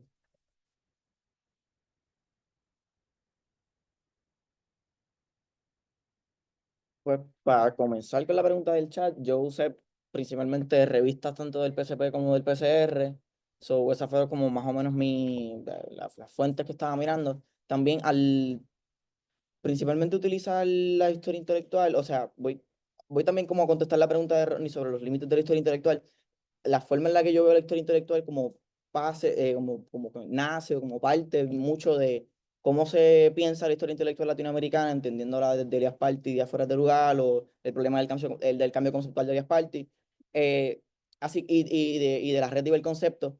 Entonces, Fabio Wasserman tiene como un texto en donde se articula cómo poder trabajar con distintas experiencias temporales, utilizando mucho énfasis en la forma en la que se escribe en pasado o en futuro. Entonces, más o menos fue lo que yo utilicé para mirar las fuentes. Entonces, contesto como las dos preguntas. Y más o menos yo comencé hablando sobre que mi trabajo partía de la nueva historia intelectual, que era como esos vínculos entre la historia conceptual alemana, la historia intelectual de Skinner y lo que pasa luego del orden del discurso. Entonces yo veo como esa porosidad de cuestiones dentro de lo que es la nueva historia intelectual. Más o menos esa fue la respuesta. Entonces, contestándole al profesor Pavón, yo intento lo más que puedo no hacer un análisis ortodoxo de los planteamientos de Koselleck. Yo hago unos usos particulares de los estados del tiempo, y entonces tengo muchos más ejemplos en el trabajo mucho más largo. Trabajo también con cómo significaban el pasado a la Comuna de París o la Revolución Rusa o otros acontecimientos, pero claro, no sé, me dio con utilizar la insurrección y sí, leí el texto de Mario Recancel sobre el tema de escrito del área y me parece bien interesante, que hay que seguir pensando y que seguir mirándolo. Nada, eso fue mi respuesta. Nos quedan unos 8 minutos, así que si hay alguna pregunta breve, comentario corto, si los ponentes quieren añadir algo más, y si no, pues podemos dar el espacio a la pregunta de lo del delirante, que fue que preguntaron, si el profesor Pavón se anima a contestar, pues adelante, pero tienes que venir aquí. Si me permites, Isabel, o sea, el panel es de los panelistas y Ok. no quiero, Pues. no, Pues ¿sabes? nada, Sí, voy- o sea, yo creo que yo explico eso en mi libro, lo estoy publicitando, pero creo que para mí se desprende de la conclusión de Juan, ¿verdad? Él lo dice de manera más elegante, pero yo creo pero no quiero, o sea, Los debatientes son ustedes. Con mucho Pues gusto. mira, sobre César, yo creo que sí que hay que hacer porque, como señaló Rodney, lo del César joven, es que en realidad, yo creo que si uno va dividiendo a César por etapas, para que tengan una idea, César entra primero en el 35 con un partido trotskista, que es, el trotskismo es una cuestión, era más, el trotskismo era una manera de posicionarse en contra del internacional, no necesariamente era que todo lo que iban a escribir era de la Cuarta Internacional. César la cuestión de César desde el 36 al 40, una cuestión de formación de vieja izquierda, como lo llamaron después en los 60. César lo mandaron a estudiar. Algo que tenían en común esos tres, Juan Antonio Rosado, Sáenz Corales y César, es que fueron a estudiar a Nueva York. El partido los envió, sabía que tenían una promesa, enviaron a Juan Santos Rivera a la Unión Soviética, pero después mi tesis verán la experiencia. Pero estos tres se educaron en Nueva York.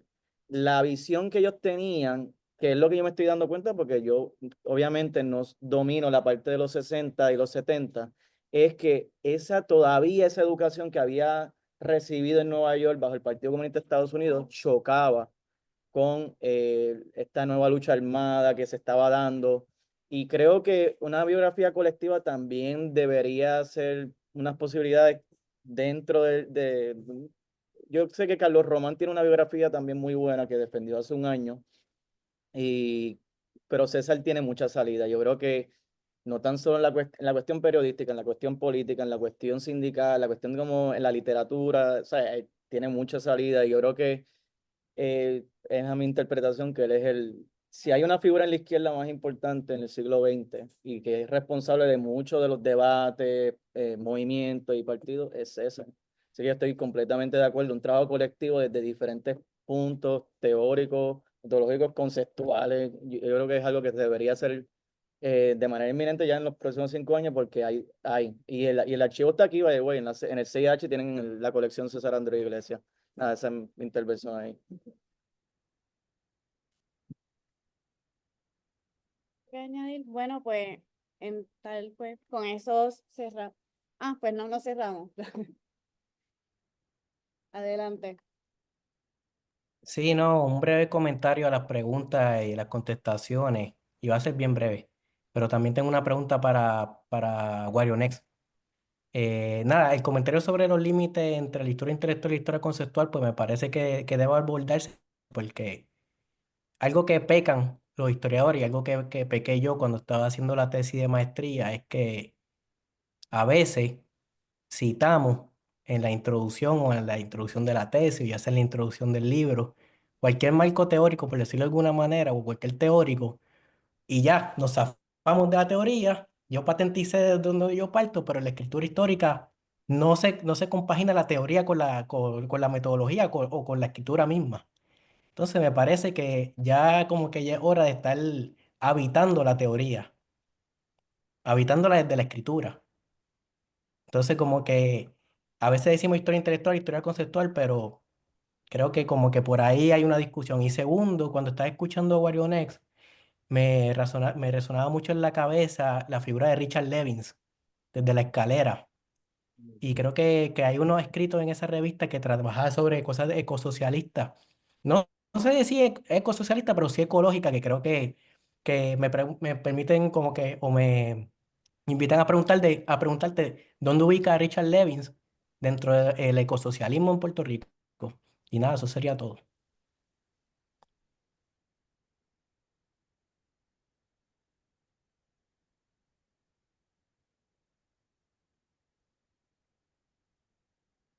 Ronnie, yo no trabajé la escalera, sé de la revista, así que la revisaré con más calma. Pero por eso lo ponía como símbolo de interrogación, ¿no? Como pregunta, si eres uno de los primeros precursores. Ciertamente vemos entonces, si nos ponemos a estudiar con profundidad muchas de las publicaciones de esa época, que también esta era una preocupación en general de la nueva lucha, de muchas de las personas que pertenecieron a la nueva lucha, en términos de qué hacer, ¿verdad? En Puerto Rico, con todo lo que estaba pasando, no solamente la industrialización, la minería movilizó a mucha gente al centro de la isla, y han surgido organizaciones como es Casa Pueblo, que todavía existe, y que se ha transformado, ¿verdad? Y también pensar un poco el asunto también de las playas, que también fue un tema que se tocó y que todavía sigue vigente, a pesar de que hay un individuo por ahí que se haya apropiado del tema de Playas para el Pueblo, que dice que es de él. Pero Playas del Pueblo es de los 70. Y ya desde los 60 hubo manifestaciones, ¿verdad? En el Normandy, en el Caribe Hilton, y había gente hablando del tema, ¿verdad? Dentro de las organizaciones de la nueva lucha. Así que sí, posiblemente podemos encontrar más referencias, ¿verdad? De personas que hayan trabajado el tema con preocupación sobre el impacto humano, ¿verdad? Sobre la naturaleza. Pero de momento, pues no trabajé, solamente me enfoqué en César. Mira, Warionex, si me permite, ¿me oye? Sí, Sí, sí, definitivamente la campaña del MPI fue de desobediencia civil allí en el Caribe Hilton y esa fue temprano. Nada, que yo también pienso que quizás hay una posibilidad de hacer una suerte de genealogía de ese tipo de discurso desde los 60, digamos, hasta los 90, ¿verdad? En los 90, pues ya hay otras matrices y otros autores, pero Richard Levin, y de nuevo, estoy con esta campaña, hace unos pocos días en la actividad del Círculo de Historiografía para discutir la Luisa Madonna, le dije a los estudiantes que estén pensando, que tengan estos intereses y que estén pensando en temas de tesis, la escalera está accesible. Fue una revista teórica de profesores de la Universidad de Puerto Rico que era marxista, de gente que estuvo en el MPI, Gervasio García, George Fromm, Samuel Aponte, distintas personas, y que conozcan, no hay una tesis, ¿verdad? Sobre la escalera y se presta para una tesis o para distintos temas. También trabajaron mucho lo del militarismo y el ROTC, la guerra de Vietnam. Tienen muchos temas y está ahí, aparte del arte de Adomar. O sea, tienen ahí hay una mina que está pendiente también. Hay muchas minas aquí por explorar, perdonando la metáfora productivista y extractivista, pero hay temas para seguir. Y los quiero felicitar al panel. Me parece excelente las ponencias y me parece excelente también la discusión. Gracias. Muchas gracias, excelente panel. He disfrutado Muchísimas mucho gracias. y he aprendido también.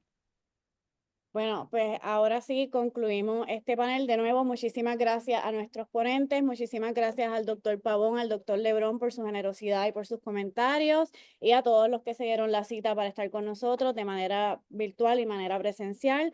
Así que un aplauso para nuestros ponentes, nuestros comentaristas. Gracias. Y les recuerdo que el simposio continúa. Ahora a las 5:30 tenemos una conferencia plenaria de Amber Henry que nos visita desde Harvard con la conferencia Cimarroneando Andamos, las mujeres negras y política en el Caribe colombiano. Y continuamos mañana también con un taller de historia oral a las 9 de la mañana. Así que quedan todas invitadas. Muchísimas gracias. Muchas gracias.